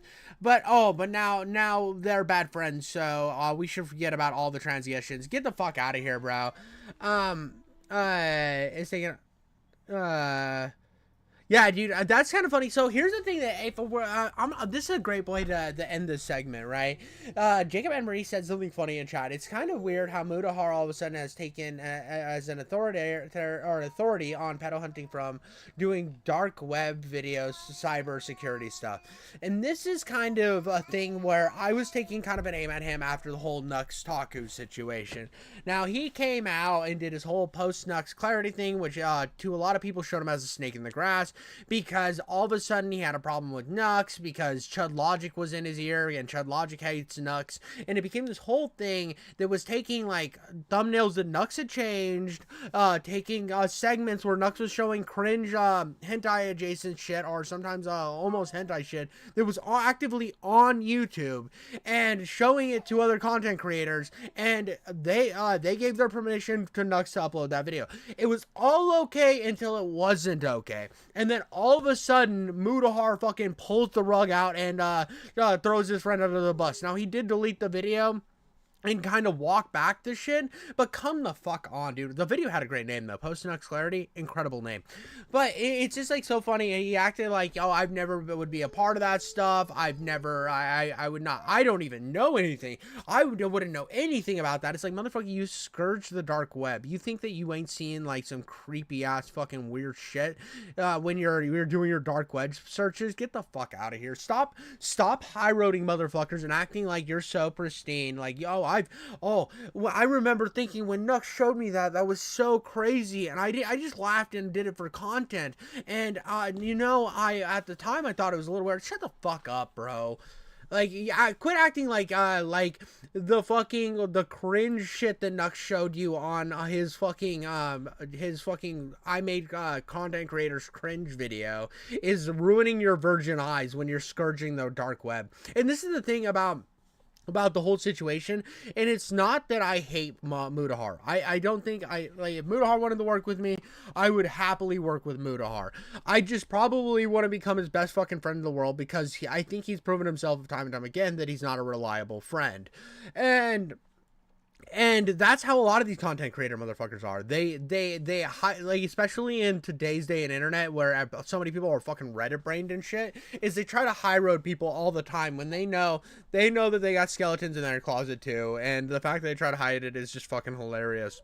But I think the bigger douchebag in this situation will always and forever be Mama Max. Thank you all so much. Like and subscribe, and I'll catch you on the next one. But oh, and I saw Lexel and that. You did it, man. Congrats. I appreciate it. I'm gonna keep grinding forever. I am going to be the next greatest thing on the YouTubes. Everybody else is gonna be like, oh, are you a big YouTuber? And I'm like, yeah, I'm a big YouTuber. Do you want to see my micro penis? Because my micro penis has then transferred to my high intellect, and my high intellect is what allowed me to be such a grand YouTuber. And then I'm gonna get paid endless amounts of money. Well, maybe I'll get paid money. I mean, I don't know if you guys have noticed this yet or not, but I'm a little bit of an edgy guy. I tend to make a lot of jokes that YouTube tends to not like and tends to say that it is not advertiser friendly. That, or I talk about iDubbbz, and anytime I tag iDubbbz in a video, it seems to get limited ads, which I find very weird. I tested it on a short the other day that I posted a long time ago. It was just an edit. There's no cussing, nothing bad in it, and I just tagged it with iDubbbz, and all of a sudden it got put on limited ads, and I'm like, that's a little weird. That's a little weird. What's going on, YouTube? You covering for iDubbbz trolling around, sucking Hassan's wiener. Anyways, that's here nor there. We have got through the drama segment of today. It's time to get into some anime. But this is kind of a fun one today. I saw that 6 completed anime that are masterpieces. Now, I love anime. I'm a big anime guy. And the fact that I'm always waiting for the next season of a show. With anime, yeah, you can be anywhere from like a year to like 5 years between seasons. Anime, you never know, dude. It's such a hard grind. So when I saw this list, I thought it would be beneficial for not only myself for my watch list, but also maybe my viewers can find an anime in this list that maybe they haven't seen that they want to dive into and they know actually has a good conclusion. So this video is by Desio Taku, 6 completed anime that are masterpieces. Let's get right into the video. Hi guys, I'm back with another video. And are you guys tired of watching these incomplete anime and waiting endlessly for new seasons? Yes, I am. Please elaborate for me. Don't worry, I've got you. Today, I'm going to share 6 amazing anime that are fully completed. By the way, I know he's going to get to it, and I know I'm pausing within 13 seconds. This is one of the greatest anime that's ever made. I don't care what anybody says. I don't care if you have a different opinion. You're wrong. This is the only time I will tell you that you're absolutely, unabashedly wrong on your opinion, is if you don't think Mob Psycho is peak. So no waiting, just or Mob 100, whatever it's called. For entertainment. So let's begin the video. On number 6, Terror in Resonance. Meet 9 and 12. 2 genius teenagers with tragic backstories, a knack for explosives, and an aesthetic so cool it makes the Matrix look outdated. Together they form Sphinx, a terrorist duo that drops cryptic riddles while casually blowing up Tokyo landmarks. Because why not? Their goal, to expose a dark government conspiracy and look effortlessly cool while doing it. Then there's... So what you're telling me, he said the Matrix. The vibes I'm getting right away is we got Fight Club. We got almost Fight Club aesthetics here. And when I saw it from the creator of Cowboy Bebop, you know that my Micro Johnson is slowly approaching average size, hitting that grower, not a shower type vibe, if you know what I mean. There's Lisa, a walking bad luck charm who stumbles into their chaos and somehow ends up as their unofficial sidekick. Meanwhile, Detective Shibazaki, the only competent cop on the force, is racing against time to solve their riddles before the city turns into fireworks. With breathtaking animation, a plot that keeps you on the edge of your seat, and a soundtrack by the legendary Yoko Kanno. Seriously, the when I heard Yoko, I almost thought Ono, and I'm like, bro, I don't want to be anything a part of what she's been doing, bro. She better get the Beatles. Actually, I'm not even a big Beatles fan. I think they're kind of overrated. I know people are gonna put me in the comments, well, Beatles aren't overrated. I don't care about your opinion. This is an opinion that I know that people will call me wrong about, but I will double down all day. It's like my hatred of Naruto. I don't like Naruto, and I think the Beatles are overrated. You can do with that what you will. Music alone is a masterpiece. Terror in Resonance is an absolute must-watch. It's thrilling, emotional, and will leave you questioning who the real villains are. Also, prepare to cry, and it's short, so you can easily binge-watch this anime. On number 5. Honestly, that one looks right up my alley. That's something I'm gonna have to watch. So we got one for the watch list, boys. Now I know you guys were worried. I know you guys were sitting there. You were juicing your penises, just hoping we'd find one. And it was like, oh, are these 6 gonna have at least maybe one thing for me? And it did, dude. It came out of the game. It stretched my elongated nipples out into a really hard-shaped projectiles that I can fire out at Mach 5. We know that I'm already fucking happy about this shit. Fruit Basket. Meet Toru Honda, a high school girl who, after her mother's death, decides that living in a tent is the way to go. But plot twist, she unknowingly sets up a camp on the property of the By the way, I started watching this with my wife. This is way more up my wife's alley. My sister watches the show all of the time. She is a big fan of Fruit Basket.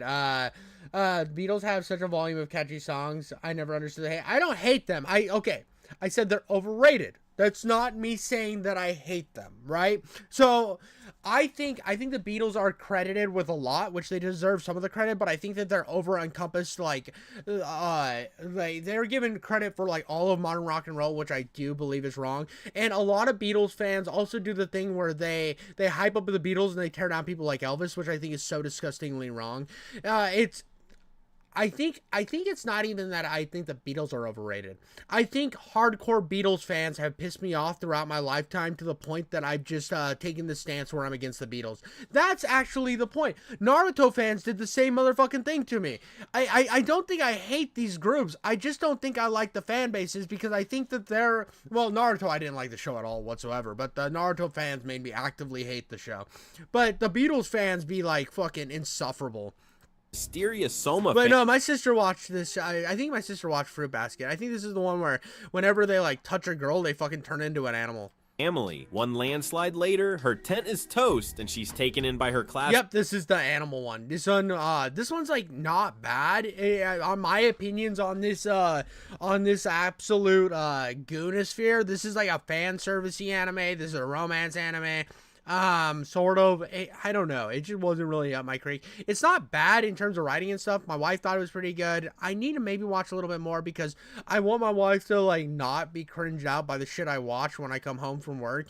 And maybe I should put a little more time in this one. She might be more interested because she seemed to be interested in the first few episodes. Classmate Yuki Soma and his cousin Shigure. Just when things couldn't get more awkward, Kyo, who literally crashes into the scene, challenging Yuki to a fight. In the chaos, Toru accidentally discovers the Soma family's big secret. They're cursed to transform into animals of the Chinese zodiac when hugged by the opposite sex, or when see, this premise is just so fucking stupid, though. I'm sorry.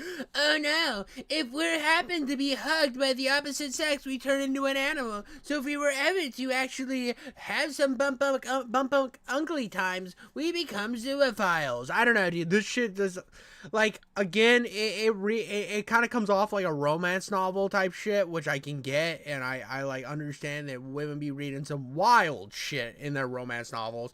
Like, I was talking to a friend of mine the other day because I was like making jokes about how my wife reads. Every woman, you think your wife doesn't read romance novels? Get the fuck out of here. Your girlfriend and your wife be reading the most vile shit in the entire world, and you don't even know about it. Like, I was talking the other day to somebody about it, like making jokes about it, and she's like, I read one, she was like, that was wild, where like this dude stabbed by her head in this stabbed a knife by her head in the bed and then made her ride the knife handle like a dildo. And I was like, damn, bro, these fucking romance novels do not hold anything back. They are worse than anything you could possibly imagine, and they're just the smut books be going wild. That's half of TikTok's fan base right there. They're stressed. Now, Toru's living with a bunch of guys who can turn into animals at the drop of a hat. Can she keep their secret and help them break the curse? Or will she just end up with a house full of furry friends? This anime is great, especially the first 2 seasons. It's got that old high school anime vibe, which I really loved, and I highly recommend if you like school romance. On number 4. Pluto. Alright, so Pluto is like if Astro Boy grew up, got a dark makeover, and said, forget saving the day, we're solving murders now. It's a murder mystery where robots... This is one that I wanted to watch that I haven't seen yet. This is on my list of things to watch, so absolutely gonna probably watch this eventually. and humans coexist, but instead of hugs and harmony, someone's out here turning the world's strongest robots into scrap metal. Savage, right? Enter Gazix, a robot detective with the personality of a tired dad who just wants his coffee hot. He's on the case to figure out who's offing robots and humans, and let's just say things Okay, get... I know why I didn't finish Pluto. I think I was gonna start it and it wasn't in English yet because I haven't had Netflix for a few years, and that's a Netflix. That's an anime that's only on Netflix. So I don't currently have Netflix. When season 2 of One Piece drops, I will get Netflix again. But as of right now, I'm just waiting and letting things kind of collect for my things that I want to watch on Netflix, so that when I do get Netflix, I get my money's worth. I don't want to be fucking just throwing money to these streaming services that I'm not using.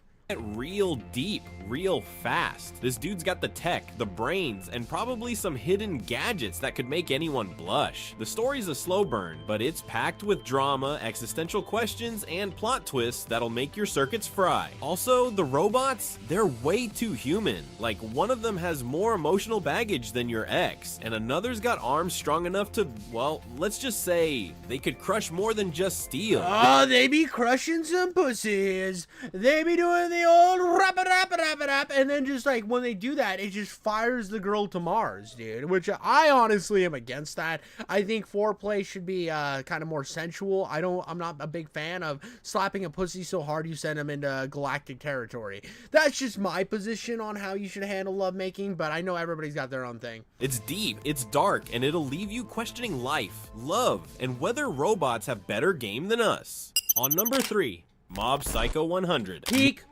Mob Psycho 100 is peak. It's so fucking good. If you want to know one of my top 10 anime of all time, this bitch is on there for fucking sure. It's incredible. The art style is incredible. I honestly had a gripe when I first started watching it that I didn't like the art style. Once I got like a few episodes in, it became one of my favorite art styles I've ever seen.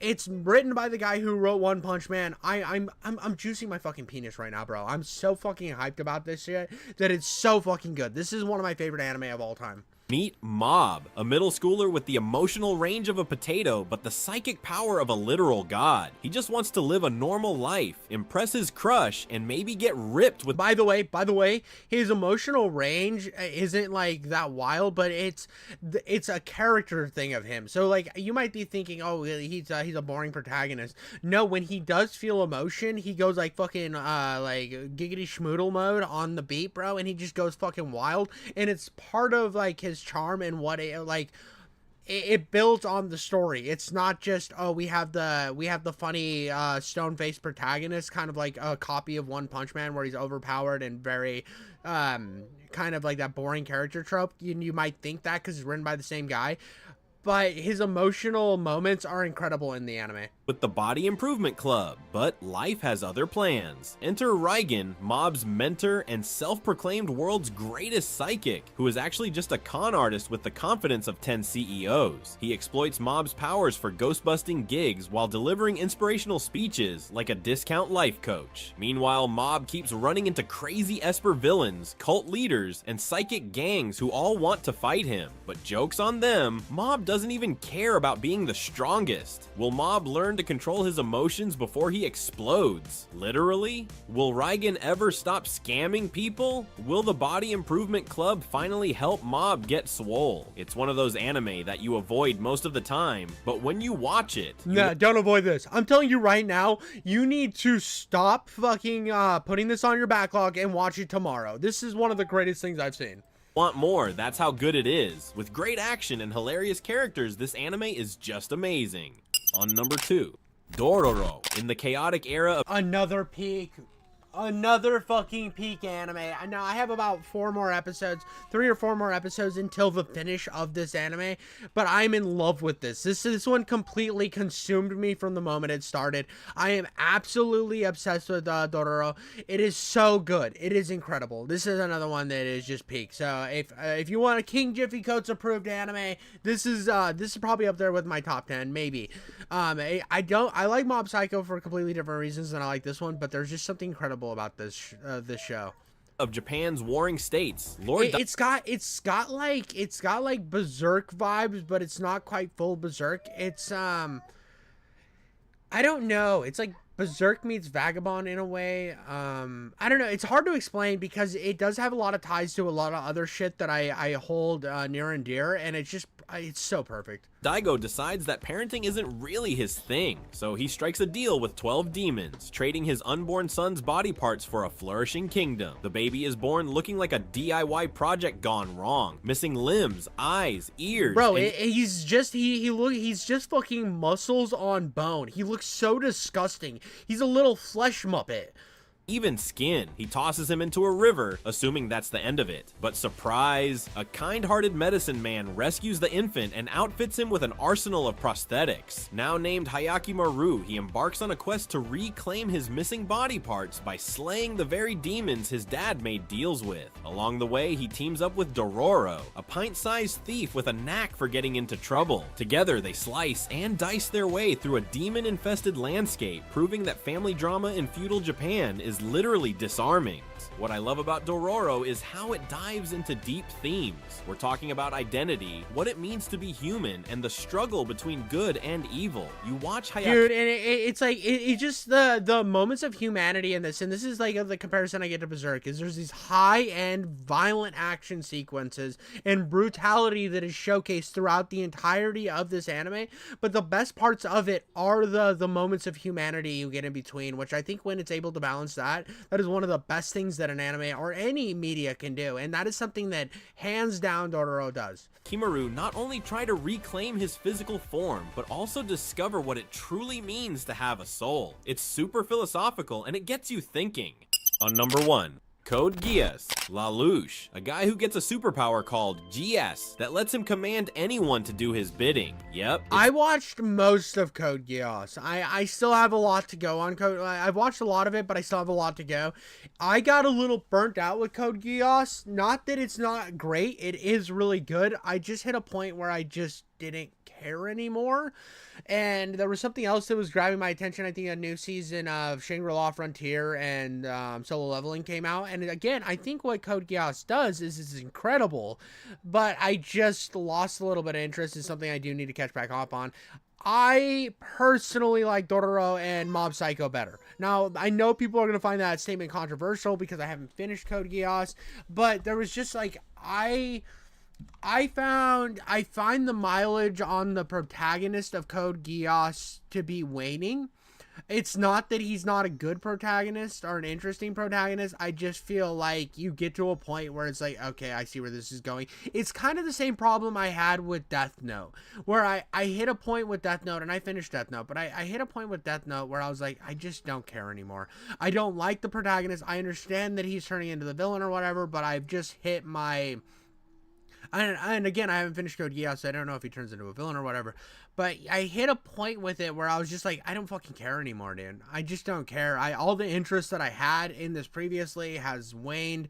The stakes aren't there for me anymore. I don't really care about the characters anymore. Like, if you ask me about Mob Psycho, I could talk to you about the characters. I could talk about everything that I saw about that because it was incredibly memorable, incredibly impactful for me personally. Same with Dororo. Now, when it comes to Code Geass, a lot of it I've already kind of forgotten, and that to me is a proving point throughout. Like, as I get older, the more I remember something, the more it actually had impact for me. In Code Geass, the fact that I haven't finished it and I started watching it like last year and I've already forgotten most of it is just like a proving point that it didn't hit as hard for me as it did a lot of people. It's like having a universal remote, but for people. He leads a rebellion against the mighty Britannian Empire, which is basically like the world's most overbearing parent, with strategic brilliance, epic mecha battles, and enough plot twists to make your head spin faster than a Beyblade. This anime is a roller coaster of political intrigue, family drama, and moral dilemmas wrapped in stylish anime flair. Not only does it serve up a feast of clever dialogue and jaw-dropping... I think what really lost me is when I got to where he was like really eating up the fact that he was like the super villain guy, and the shit was just kind of like waning on me. I think I need to give this another shot. I was liking what I was seeing, but I had hit a point where he was like, look how cool I am, we blew up the building, look how cool I am, I'm the super secret super villain guy, did you not see how cool I was? And I was just getting so, I don't know, I lost a little interest about halfway through the anime, stopped watching to watch something else. I need to finish it because everyone says this shit's peak. Twists, but the animation and soundtrack are so top-notch they could probably win an Oscar if anime got Oscars. It's a must-watch masterpiece that will have you laughing, gasping, and maybe even questioning your own life choices. Whether you're in it for the action or the deep emotional... I also saw that there was a Hulu original. The reason I started watching Code Geass is I thought it tied into this newer anime that's like on Hulu called Code Geass, like Anal Butt Plug 5000 or something. I can't really remember what the actual name of it is. If you guys know anything about that one on Hulu, let me know if that's worth watching too, and I will definitely check it out. But I just saw that there was another Code Geass that's on Hulu that's like an exclusive to Hulu. It is dubbed in English, so I want to give it a shot, but like I said, the first one, the regular Code Geass, like wanes on me. I'm kind of interested in the other one, so if it's worth finishing this and checking that out, I definitely will do it. roller coaster. Code Geass proves that being a rebel can be ridiculously cool. You will love the main character and whatever he does. I highly recommend this one cause of this anime's amazing... Again, I disagree. I didn't love everything he was doing. I found some of the times he was being so like, look at me, I'm the cool... He was doing like way too much fucking I'm the cool anime guy. I don't know. Story and everything this anime represents. That's the end of this video, and if you enjoyed, hit that subscribe button. Another hot take, I'm not a big fan of JoJo's Bizarre Adventure. It's just not for me. Also tell me which anime you're going to be watching tonight. I'll see you in the next one. Ooh, that's a good question. What anime am I going to be watching tonight when I turn this stream off and I'm going to bed? Probably Ego Proxy. If I'm going to be 100% real with you, it's probably going to be Ego Proxy. I've been watching like an episode before bed every night, and I'm really liking Ego Proxy. But that's all I got on that one, guys. Like, subscribe, and come back for more, because I will be coming on myself. I mean, that's all I got. Alright, boys and girls, this will be the last thing that I check out for the night, and then I gotta go to bed, bye, so I can work in the morning. This is the last thing for my 1,000 sub mega stream. I have covered drama, I have covered cringe, I have covered anime, but you know what I haven't covered, which I just started covering on my channel? Spawn. Now, I'm a big Spawn fan. I have been a big Spawn fan for a very long time. I used to draw Spawn logos on all of my folders. When I was in like middle school and then in like early high school, I did kind of separate away from the character, where a lot of the lore and stuff I missed out on, and I've been going on a deep lore dive through Spawn for the last few weeks now. Now, this is Spawn versus Medieval Spawn. We've looked into their backgrounds, both individually in the past, and I'm very excited to dive in and get like the full-fledged proctology exam on their fight, because I love a good mashup. By the way, this video is done by Dope Spill Comics. It's called Spawn versus Medieval Spawn.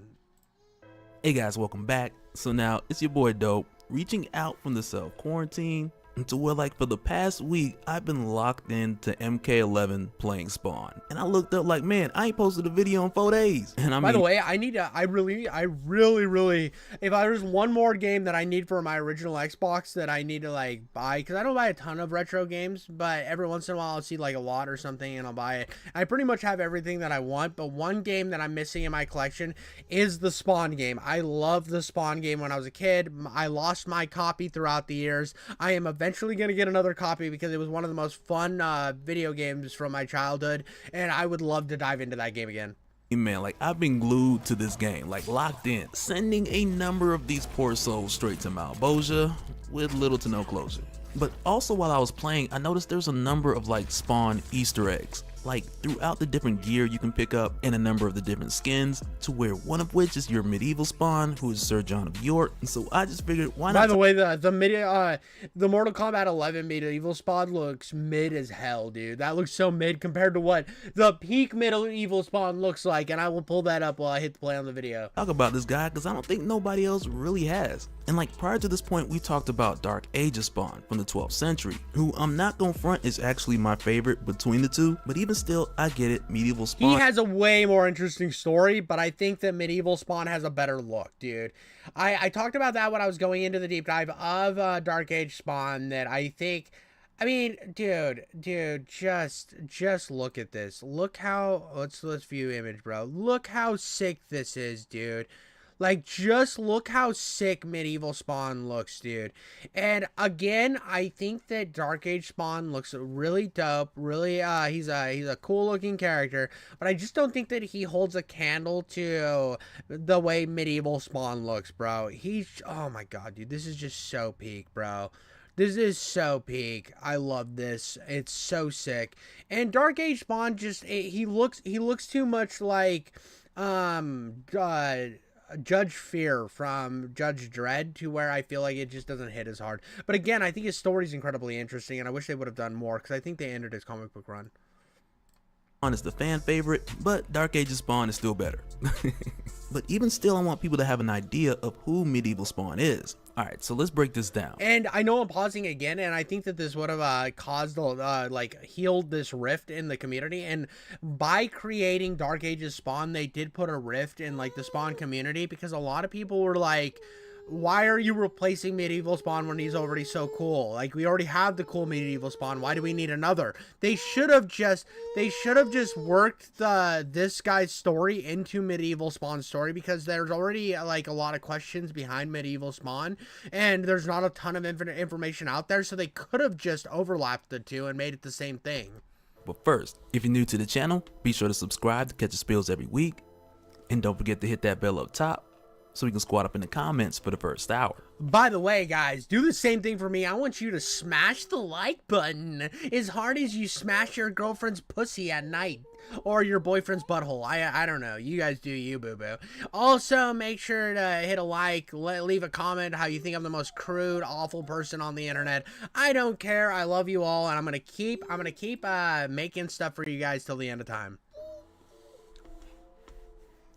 Alright, so let's talk Medieval Spawn, who appeared before Dark Ages Spawn as far as publication order back in April of 1993, but as far as your linear timeline, Medieval Spawn appeared in your 16th century, which is like 400 years after Dark Ages Spawn. But even with your Medieval Spawn, who I feel like when he first appeared in your original series of Spawn, to where a few years later we would see him team up with Witchblade, but in his defense I do feel like his original creation and appearance back in Spawn issue number 9, that it was more so for the purpose of giving us a bit more of the backstory on Hell Spawns and telling us how often they were made, which was once or twice. Bro, you're not going to tell me this isn't peak. You're not going to tell me that's not the most peak design ever.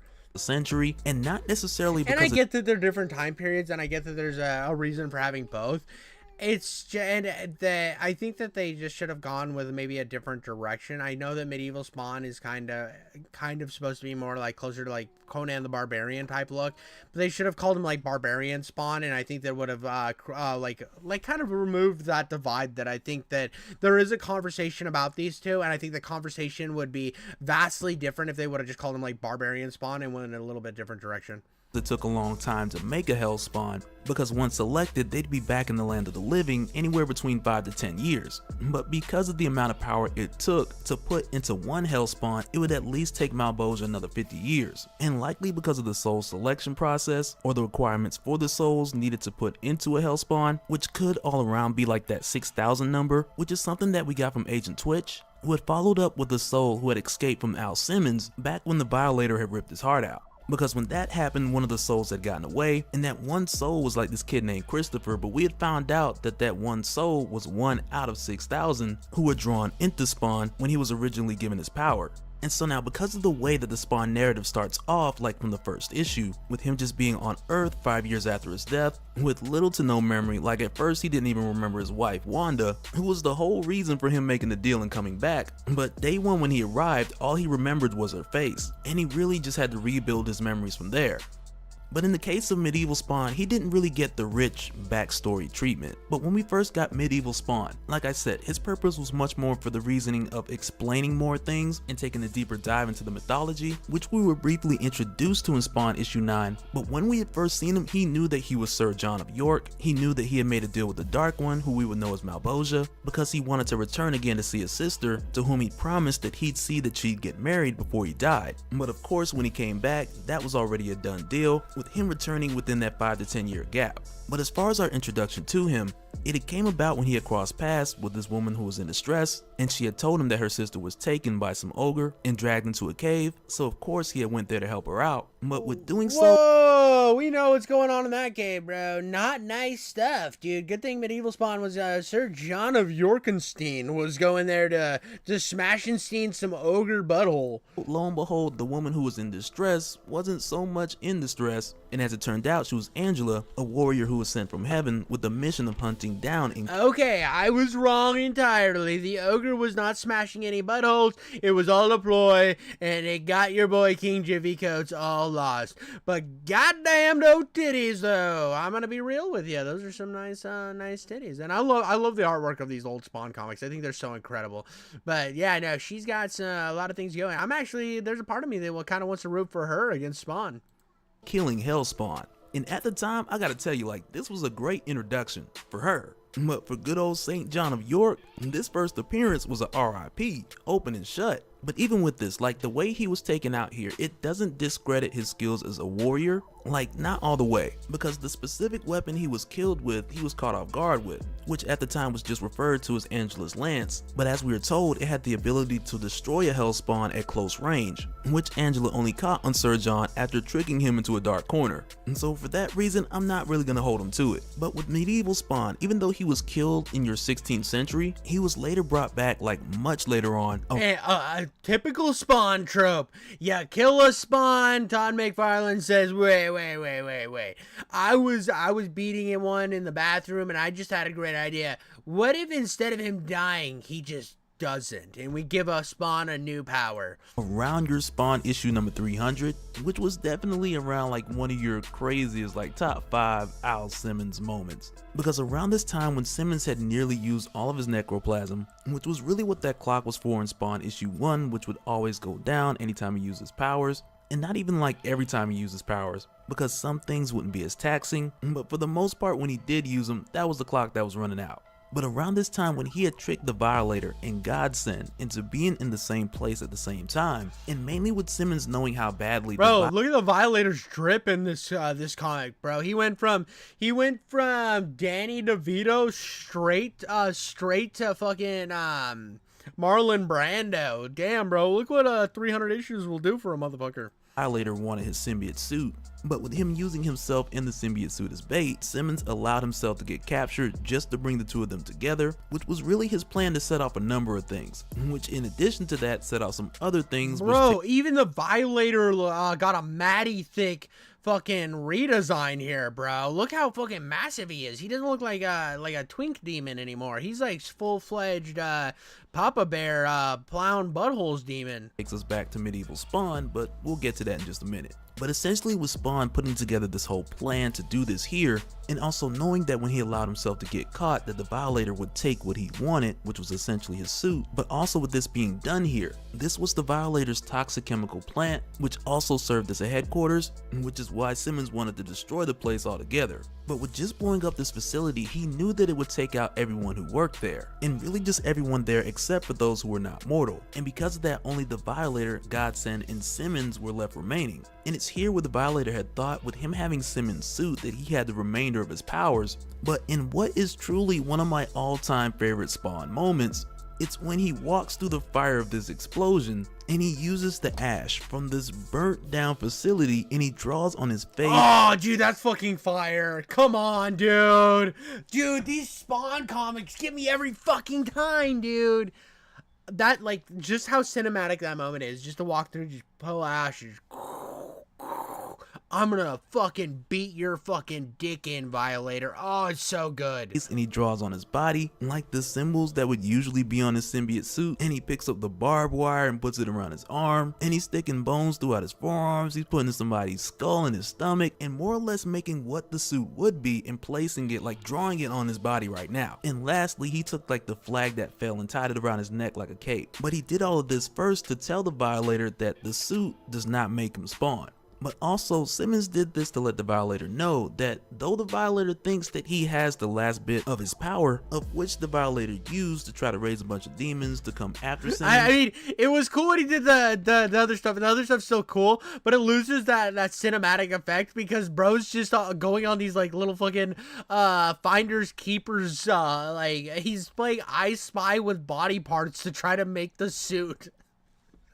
You know, the artist's like, how the fuck are we gonna make him look like? We have this design of what we want him to look like. It looks fucking sick. He's got barbed wire. He's got scales. He's got ash on his face. How are we gonna make this work? Well, yeah, in the explosion, and there's gonna be body parts lying around. We're just gonna have him pick that shit up. Wouldn't that take a while? What is a Violator to do? He's just gonna watch. He's gonna be like Sneeko while his girlfriend's getting plowed. He's just gonna sit in the corner and wait for Spawn to get ready.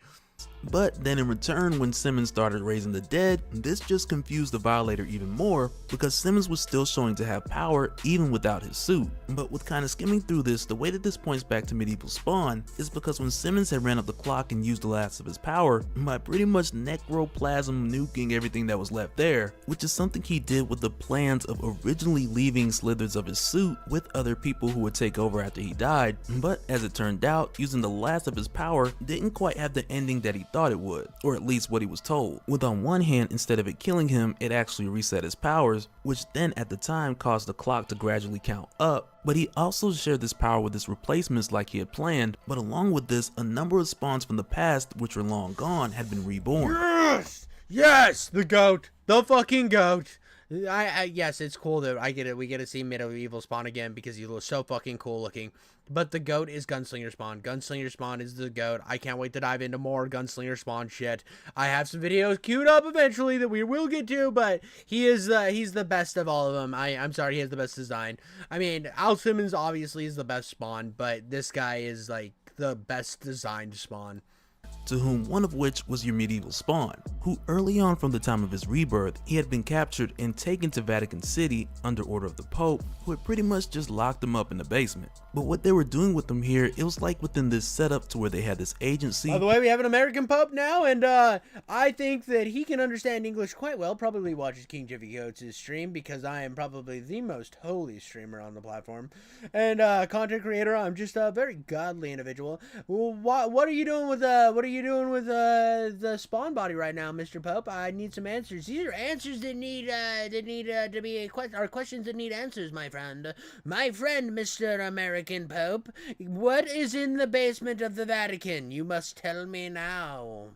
And that was kind of like S.H.I.E.L.D. on Earth, but they work for heaven. But with them having Medieval Spawn here, to whom from the time of his rebirth, all he had talked about is about his righteous cause and about his great devotion to this righteous cause. And with him being held here, they had pretty much used that against him. And like with using bright lights, which weaken your traditional hell spawn, they held him here under the Vatican, and they pretty much told him, look, since you have this righteous cause, we're gonna give you the opportunity to prove yourself. Dude, again, one of the most peak designed Spawn. Like the first three, like you look at Gunslinger, you look at regular Spawn, and then you look at this one compared to Dark Age, it's not even fucking close. And again, I think Dark Age has a really cool backstory and is a really intriguing character. But get the fuck out! Look at dude, this is dick hardening. This is click quivering, bro. And do so by carrying out God's work. But really this was them taking the opportunity to use this Hellspawn to hunt down the targets which they have set in place, to whom prior to this point, two of which were the Violator and Al Simmons, but after the explosion which took the Violator off the map, this then essentially caused either 12 or 14 others to pop up, who for the most part were people that Simmons had set up to be his replacement, to whom one of which was a long-time troubled kid who Simmons had known by the name of Eddie Frank. But Medieval Spawn, his mission here was pretty much to determine, like, these people who popped up after the Violator disappeared, it was pretty much to determine, like, are they here serving heaven, hell, Spawn, or themselves? And pretty much if the answer was in heaven, then the Vatican was like, done them. But for Simmons, because prior to this point he hasn't met Medieval Spawn, because really for Medieval Spawn, like prior to this point his history was like in the 1500s he was a knight, and somewhere between the 15 and 1600s he died and became a Hellspawn. And I mean during that time he teamed up with Witchblade for a little bit to where they went to another realm and stopped like this magical Armageddon, and then Medieval Spawn came back and he was killed by Angela. And so for Simmons, like for meeting this dude for the first time, while he's fighting him, he's not even sure if like dude was trying to protect Eddie and he's just reacting because Simmons showed up. But when Simmons pretty much just gets the clear idea that this dude is here to kill him too, he initially tries to reason with him and let him know that whoever sent him, that he knows what they want, which is pretty clear. Bro's trying to, he's like, thou art against heaven on earth? Thou art against heaven on earth, I shall strike thee down, Alathan Thimmons, you are the worstest, I am here for Jesus. Because the Vatican, they want this Hellspawn to kill the other Hellspawns, and if he gets killed in the process, then it's a win-win. But while they're tussling around, Simmons, he speaks the Medieval Spawn sword, which was forged in hell, and because at this point with Spawn being king of the dead, but when he does this, Medieval Spawn can no longer pick up his sword, with his sword now having to obey Simmons, and when Simmons goes to pick it up, Medieval Spawn tries to stop him, and he just cuts his head off. Which prior to this point was a pretty big thing that spawns just don't kill other spawns. But in the case of Al Simmons, whoever this chick is, dude, this chick right here, she's a baddie too.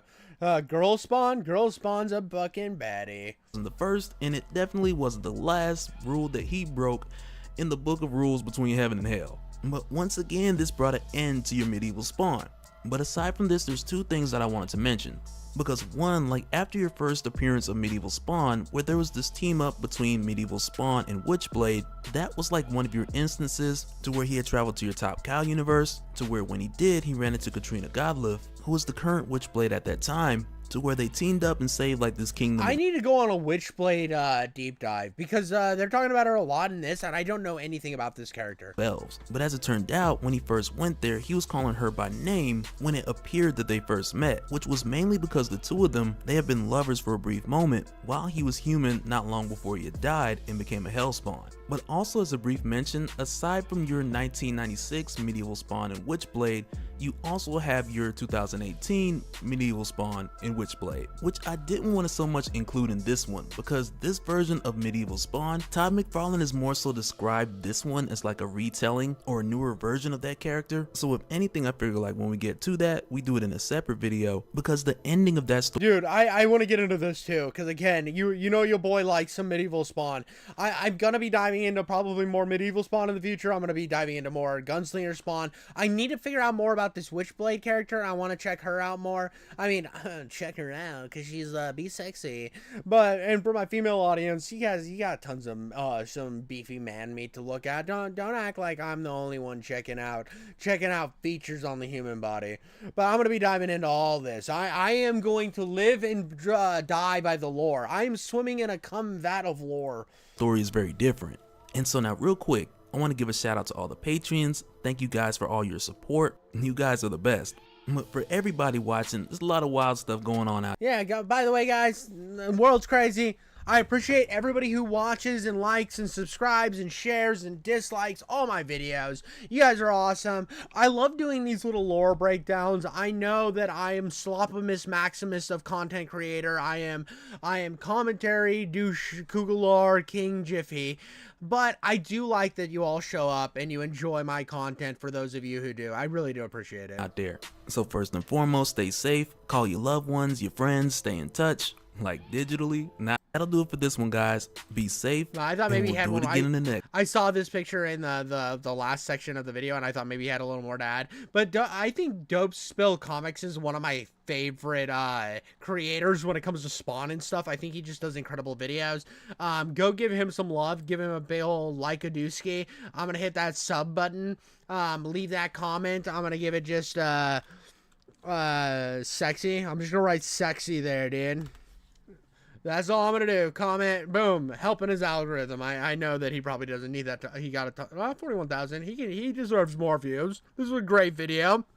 This is peak entertainment, but I do expect to go through more of his content in the future. Matter of fact, I'll look and find something right now. Let's check out his playlist. Ooh, playlists. A lot of playlists.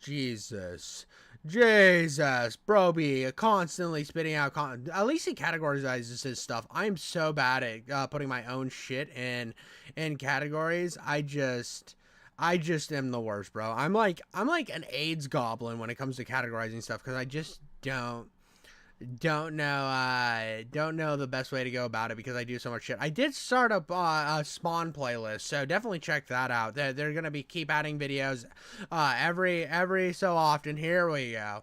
I'm gonna hit pause. I'm gonna show you guys how my I'm hitting pause on this, but I will. There's only 3 videos here. I've already watched all 3, so. I've already watched all 3 of his, so that's unfortunate, and his Spawn playlist. So if he does more Spawn videos, I'd love to check it out. But thank you guys so much for watching. I'll catch you on the next one, and you guys are all fucking giggity schmoodle people. And as for that, boys and girls, that has been my 1,000 sub mega stream. I appreciate you all for coming by and giving me love and giving me support. This has been an awesome ride. 2 years have gone by in a flash, where I've been just like doing this content grind, and I've hit the moment I wanted to hit. I think the last year I really put it in gear and changed my tactics, and I grew like so exponentially this last year. I know a lot of it is to do with the different dramas I cover, but I've also seen more of an uptick on my game reviews, and honestly any content I put out. I mean, even my Michael Vickymon shorts have been doing really well. I appreciate you all for showing up. It means the world to me, and I hope to keep growing and keep getting crazier, and I hope one day a lot of people get excited to hear what context I can throw the word "Come Falcon" in and stuff like that. But thank you guys so much, and I'll catch you on the next stream.